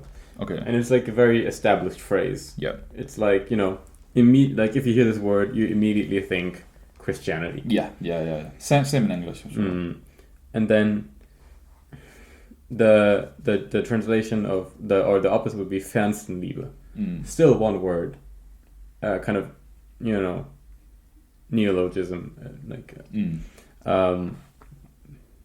but like it's so like by having it like be one word that is so like direct, directly like the opposite of the word Nächstenliebe. It's like an inversion of this idea. Yeah, It seems to suggest that loving humanity itself and the idea of loving your neighbor are at odds. That's the suggestion I get from the German. Sure.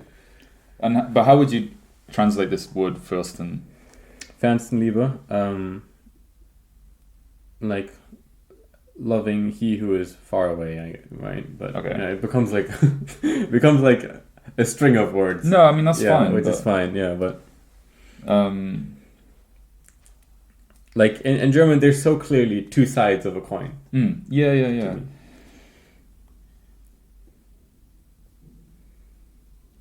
So I think that's still compatible with that reading, though. Yeah, it is. If everyone loved the person most distant to them, there would inevitably be this much broader net, as opposed to these like little pockets where people just kind of like, close. Yeah, fuck Brexit. Okay.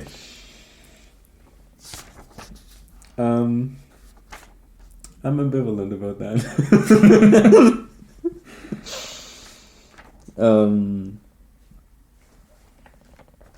The way of the creator, is that it? That's the next one. Are you such a man?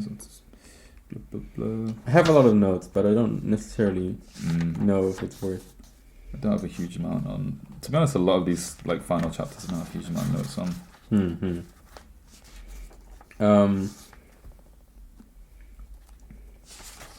Yeah, I mean, love people, create new values, and so on, right? We have the part about women. Yeah. With the whip. Do you want to go into the whole backstory with the picture? Picture? So, there's this thing, and this is like a huge proverb, I guess, in German language. It's like what is it? The last sentence here. Just so everyone knows, the chapter is called "Of Old and Young Women." The last sentence. Oh, are you visiting woman? Don't forget your whip. Oh, we. Yeah, this is like Nietzsche to Eva. This shit comes up. Right. So.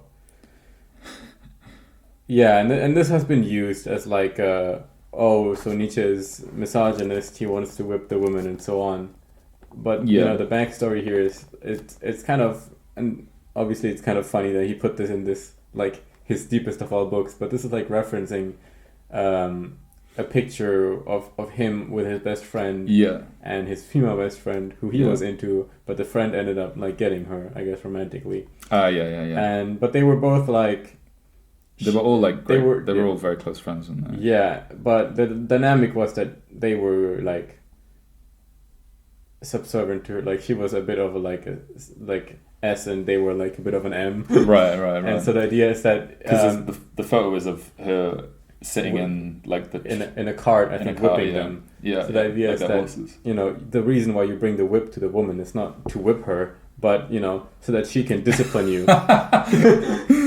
I see. Right. So people who don't know about Nietzsche, they take this and they're like, oh, he wants to whip women. Oh, that's actually really funny. But the real reason is no. Like men need women to discipline themselves. And I really relate to this a lot, actually. But the female is a necessary existence to discipline the wild of it's the Beauty and the Beast story. Right. It fits into that like idea, right? Yeah. So the reason why you bring the whip is so that she can whip you. What I would say is this. Actually, some stupid ass jokes. I've seen this movie. Shut up. You could never impersonate my chocolate tones. God. Anyway, we're waffling.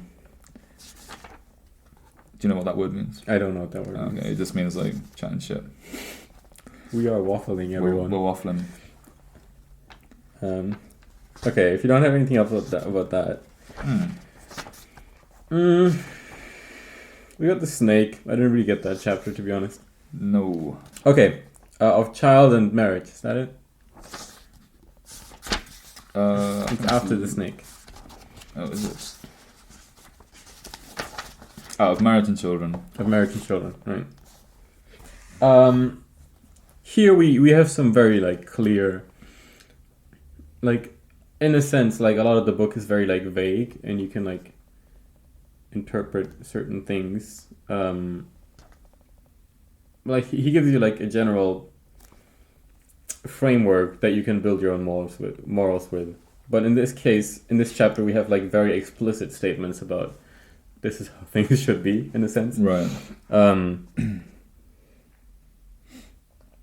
What is it like? You are young. It's like at the kind of beginning.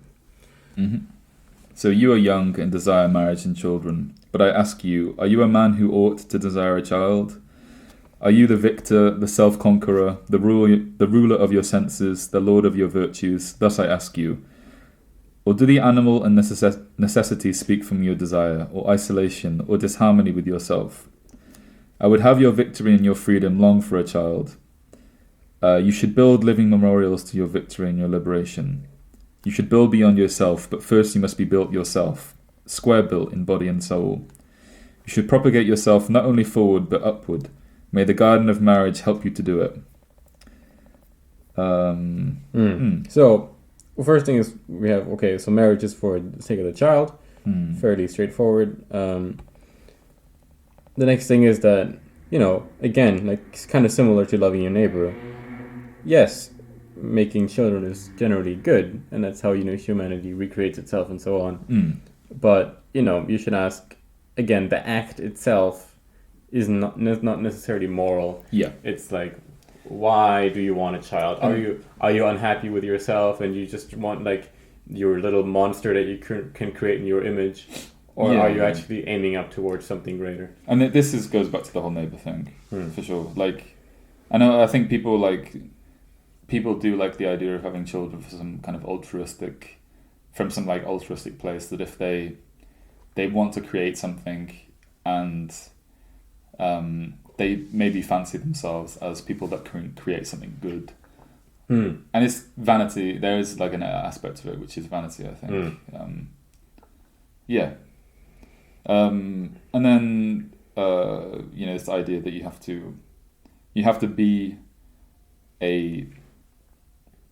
to be like this person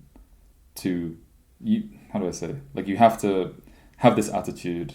You have to have these like this evidence that you have committed to this, idea of self-overcoming, and you have these like victories that you had along the way, that prove that you're worthy of having a child, or that you're able to take up the task of it. And I think I obviously agree that like having a child is it's definitely no like simple task, and like you do need to take it seriously. But I think it's not necessarily just about having not having this history of self-overcoming, but more taking this opportunity as like a moment of self-overcoming, if that makes sense. Like so commonly like when people have children and they feel unprepared, that is the point where they take things seriously, and not necessarily just having children, but at certain points in their lives as well. Like if for example you have kids and you're struggling to afford raising them, you'll change your job and you might sacrifice something that you were enjoying doing before. And that's, I think, a part of this sort of thing he's talking about. Well, yeah, about having children, overcoming yourself. There is something a wise man once said, which I partly agree with. What really made me think is that you can't actually fully grow up into an adult without having children. Right.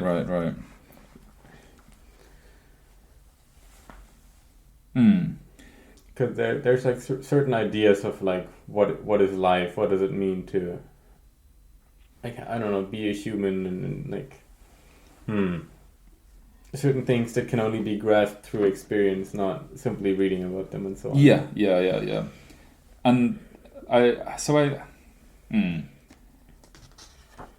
wouldn't go as far to say as like, yeah, you aren't an adult without having children, but like there is definitely a distinction between adult and child, and you are definitely no longer a child.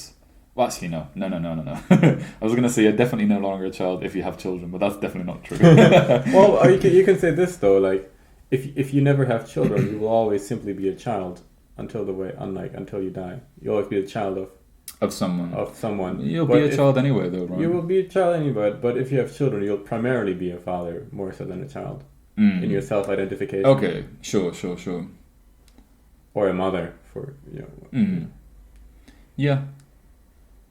But that's in terms of your.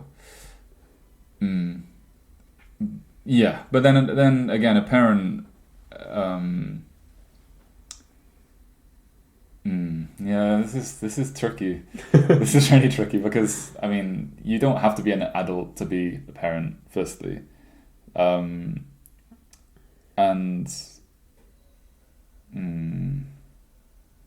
I don't know. It's too much to talk about. Yeah, this is why we overturned Roe v. Wade. Going on. Fuck's sake. Moving on. The last thing I wanted to talk about here is about marriage. This is weirdly like, I don't know, prescriptive. So marriage, that I call the will of two to create the one who is more than those who created it. Reverence before one another as before the willers of such a will that I call marriage. Let this be the meaning and the truth of marriage, of your marriage. But that which the many to many, the superfluous call marriage. What shall I call it? I mean, he is against, like, he says here, all this they call marriage, and they say their marriages are made in heaven. So I guess he makes this distinction between like Christian marriage and this other kind of marriage, but it's still not really clear what the hell he means. I would rather say he's making a distinction between, like basically saying that marriage, like the objective of marriage should be, like rearing a child, bringing a child into the world. That should be. Because what is it?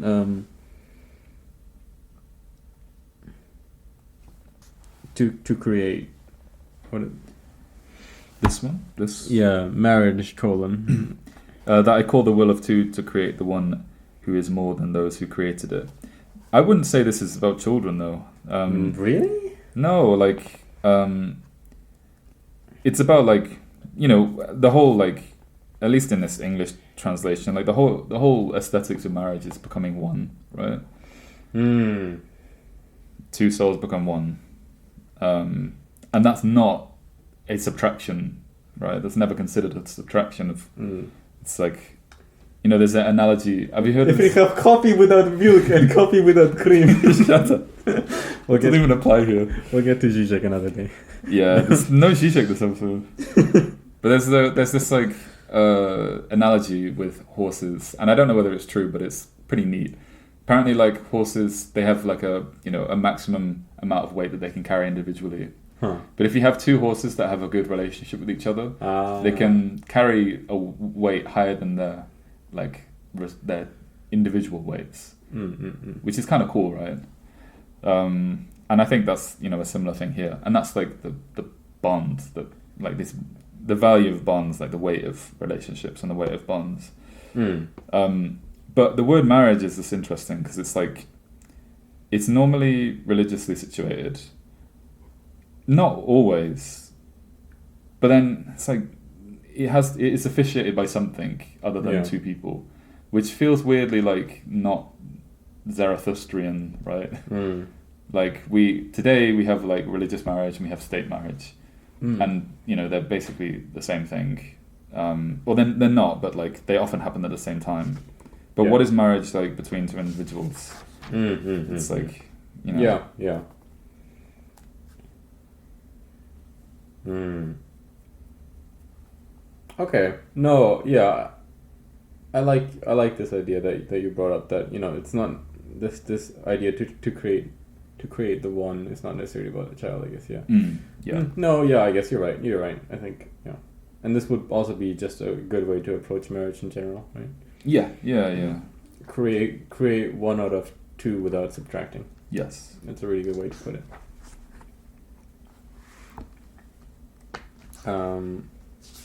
So we've got the free death.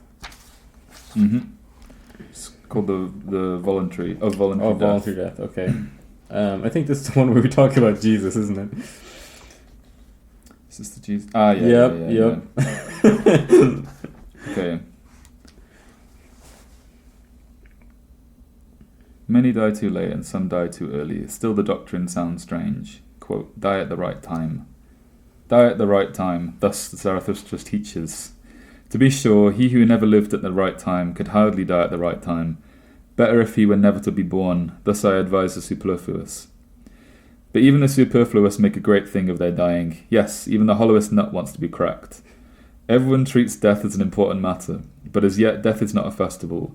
As yet men have not learned to consecrate the fairest festivals.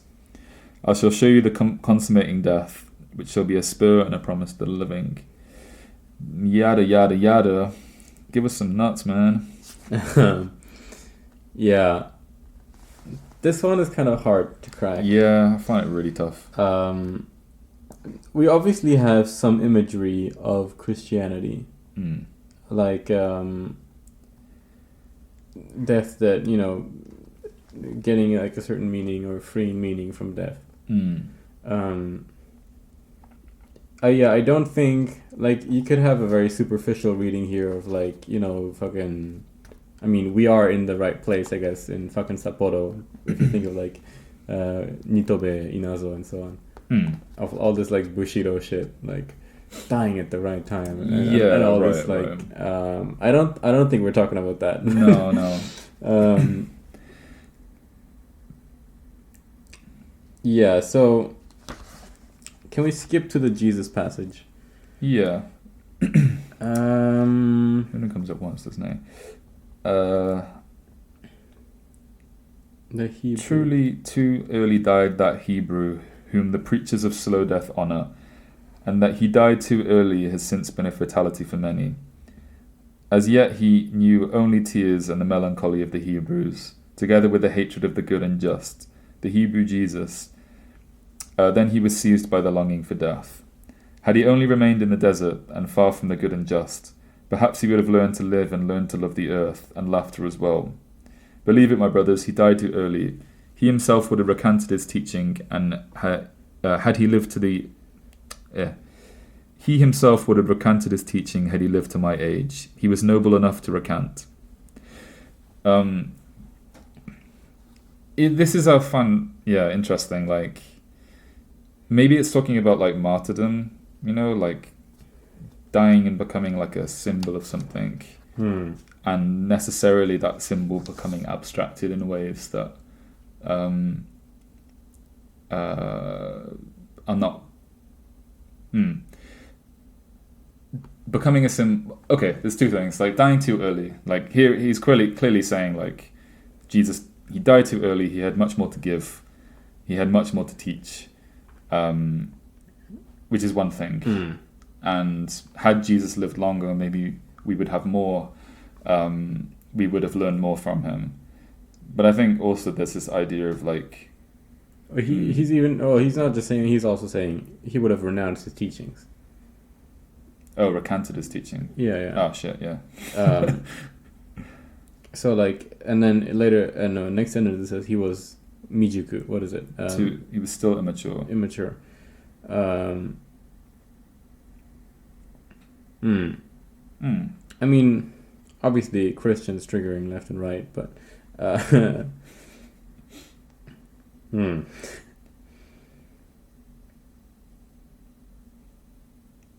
It's had he stayed in the desert, what are we getting from this? Well, yeah. Clearly we're talking about the camels here. Are we not? There's, like, at least a big parallel. because we had the same sentence, almost the same sentence with the camels, where it's like, if the camel stays in the desert long enough or so on, it encounters the spirit of the lion or something. Right. Yeah, true. And also, staying in the desert. And, he was, like, taunted by, like, the burning bush and shit when he was in the desert. Yeah. And, like, the whole, like... Was that not someone else in the Old Testament? I have no idea. I'm pretty sure that's not Jesus. Okay, Jesus was in the desert, right? Yes. 40 days, 40 nights. Yes. And he was, like, tested. He had his faith tested, right? Mm. And, like, the faith... I don't know, like... The faith that was... it's like... It's almost like he's saying if he'd stayed longer, his faith would have been broken, and that would have been a good thing. Right? Yes.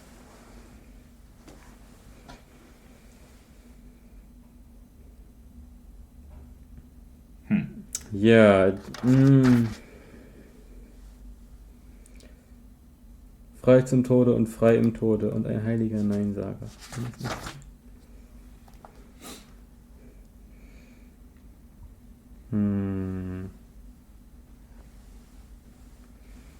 A lot going on. Okay. So, last chapter of part 1. Yeah, of the bestowing virtue, which I believe we did talk about in class as well, didn't we? I don't know, but this has quite a few parts. So it talks. Is this one talks about loneliness?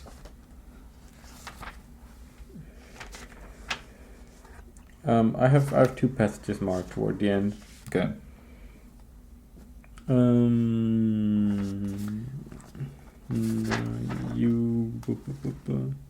Yeah. No. From Truly? From... You had. Yes, you had. I can read German. You had not yet sought yourselves when you found me. Thus do all believers. Therefore all belief is of so little account. Now I bid you lose me and find yourselves, and only when you have all denied me I will return to you. Truly, with other eyes, my brothers, I shall then seek my lost ones. With another love, I shall then love you. Okay, so yeah, He's talking to his disciples, just for context. Yeah. So before this, he says, "You say you believe in Zarathustra, but of what importance is Zarathustra? You are my believers, but of what importance are all believers?" So like here, this like goes back to like. Again, like connections with like the Buddhist sort of tradition, like we have these like we talked about this in class, like the Zen koan and like these stories of like enlightenment and these stories of when people realize they aren't enlightened. The story of like some Zen master one day realizing that they're actually not where they thought they were, and like immediately retreating and like going into some deep meditation or something, and essentially renouncing their like status that they thought they had, and like this he's saying like to these disciples, you have to overcome me in a way. Well, you have to. Like he's criticizing the idea of being a believer. Yeah. Because you're it's like you're a camel. Yeah. You're just taking like values that someone else gives you, and you're just affirming them without necessarily questioning them. So. Yeah, and. Whatever this idea is that Zarathustra is trying to establish, he seems to have enough confidence in it that he believes that it's not necessary that one enlightened person needs to lead and unload these values onto other people. Yes. But that if they truly find themselves, they will arrive at the same place where Zarathustra is. Yeah. And that there is certain universality or objectivity in this idea of the Übermensch, in this aiming up that he's trying to create. Yeah. Yeah, I think I agree with that. It's like, if I am right, then this will happen. And yeah, like it doesn't. One of the things that like I think is confusing about Nietzsche is are the disciples about this story. Are the disciples like he chooses these people that he wants to have around him? There is some like element that is not really like pure, or not really like fair, or there's something like he even talks about like having a favorite disciple. Like I think that's in part two. Like there's nothing that seems like, you know, fair about this. Like who gets enlightenment, who gets to go on this kind of like journey, or who gets to receive this wisdom. And I think that probably links to we talked about a little bit earlier, like the criticism of Nietzsche being like elitist, or like the Zarathustra being elitist. And it is different to the idea of like the Buddhist monk. Like anyone can go to these temples, anyone can go, anyone will be received, and won't have to have any money, and can go on this journey. And also as well, anyone can be enlightened at any point, even if they're not like actively trying to pursue enlightenment. You know, enlightenment can just happen like if you like you open the door to leave your apartment and like you're enlightened. Like that, they have these stories about that, right? Which is like one of the biggest distinctions I think between these two ideas. Zarathustra is like this. There's this process, and there's no mention of like how quick you'll get there, and there's no actual getting there, right? In this ideal. So kind of the general consensus that we're left with at the end of part one is, okay, we have our group of friends, of companions, and we're all aiming for the Übermensch. We need to overcome man. How exactly, you know, it's not exactly clear. Maybe Zarathustra knows a bit more than others. But in order to find this out, we need to separate. Yeah. And find our own way in a sense. And then maybe reconvene later. And so, you know, they depart, right? Zarathustra returns to his cave. And that's where we are left with at part one. Yeah. Good stuff. Good stuff. Yeah. Thoughts, lessons, critiques. I mean, generally this book is like, it's probably my favorite book. Yeah. Like just overall. Yeah, we haven't gotten to the tarantulas yet. They're in part two. We'll get to that another point. I think for me, just generally through this talk, I've become much more like one of the things that was there's still this question of like, how do you affirm the act of living? Still something I kind of like it's not addressed, and like I mean I don't know, it's hard to get my head around. Like the Zarathustra's like his antidote to nihilism is action, but those are antithetical, and like will doesn't exist where there's no will, right?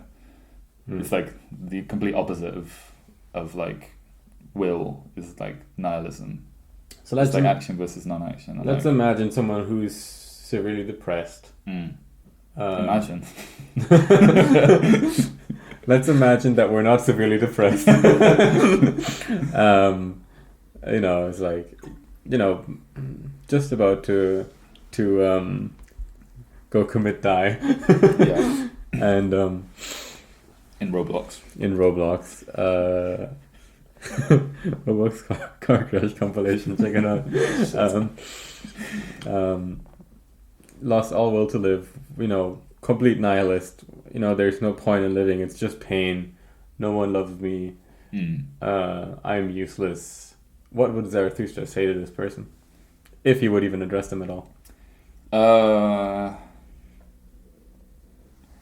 Okay, it's kind of interesting. Maybe tell him to kill himself. Slavoj Žižek. No. This reminds me of Alan Watts. I don't know if it was him who did this, or he was telling a story about someone who did this, but let's say it was him. Someone approached him and said that they had no will to live, and their life was terrible, exactly what you described.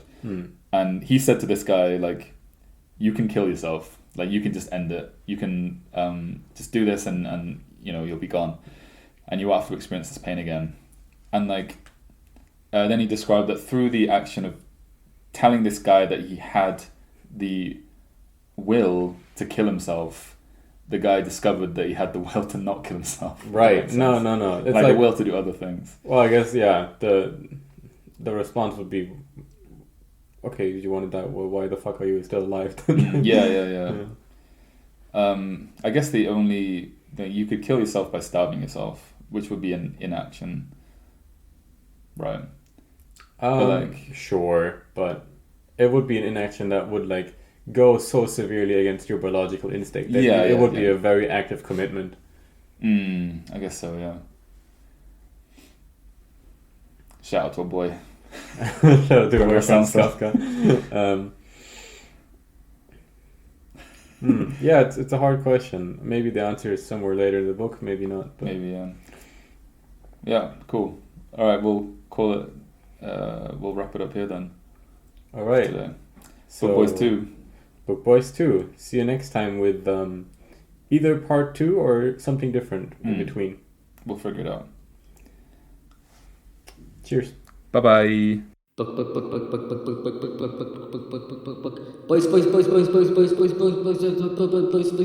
Boys.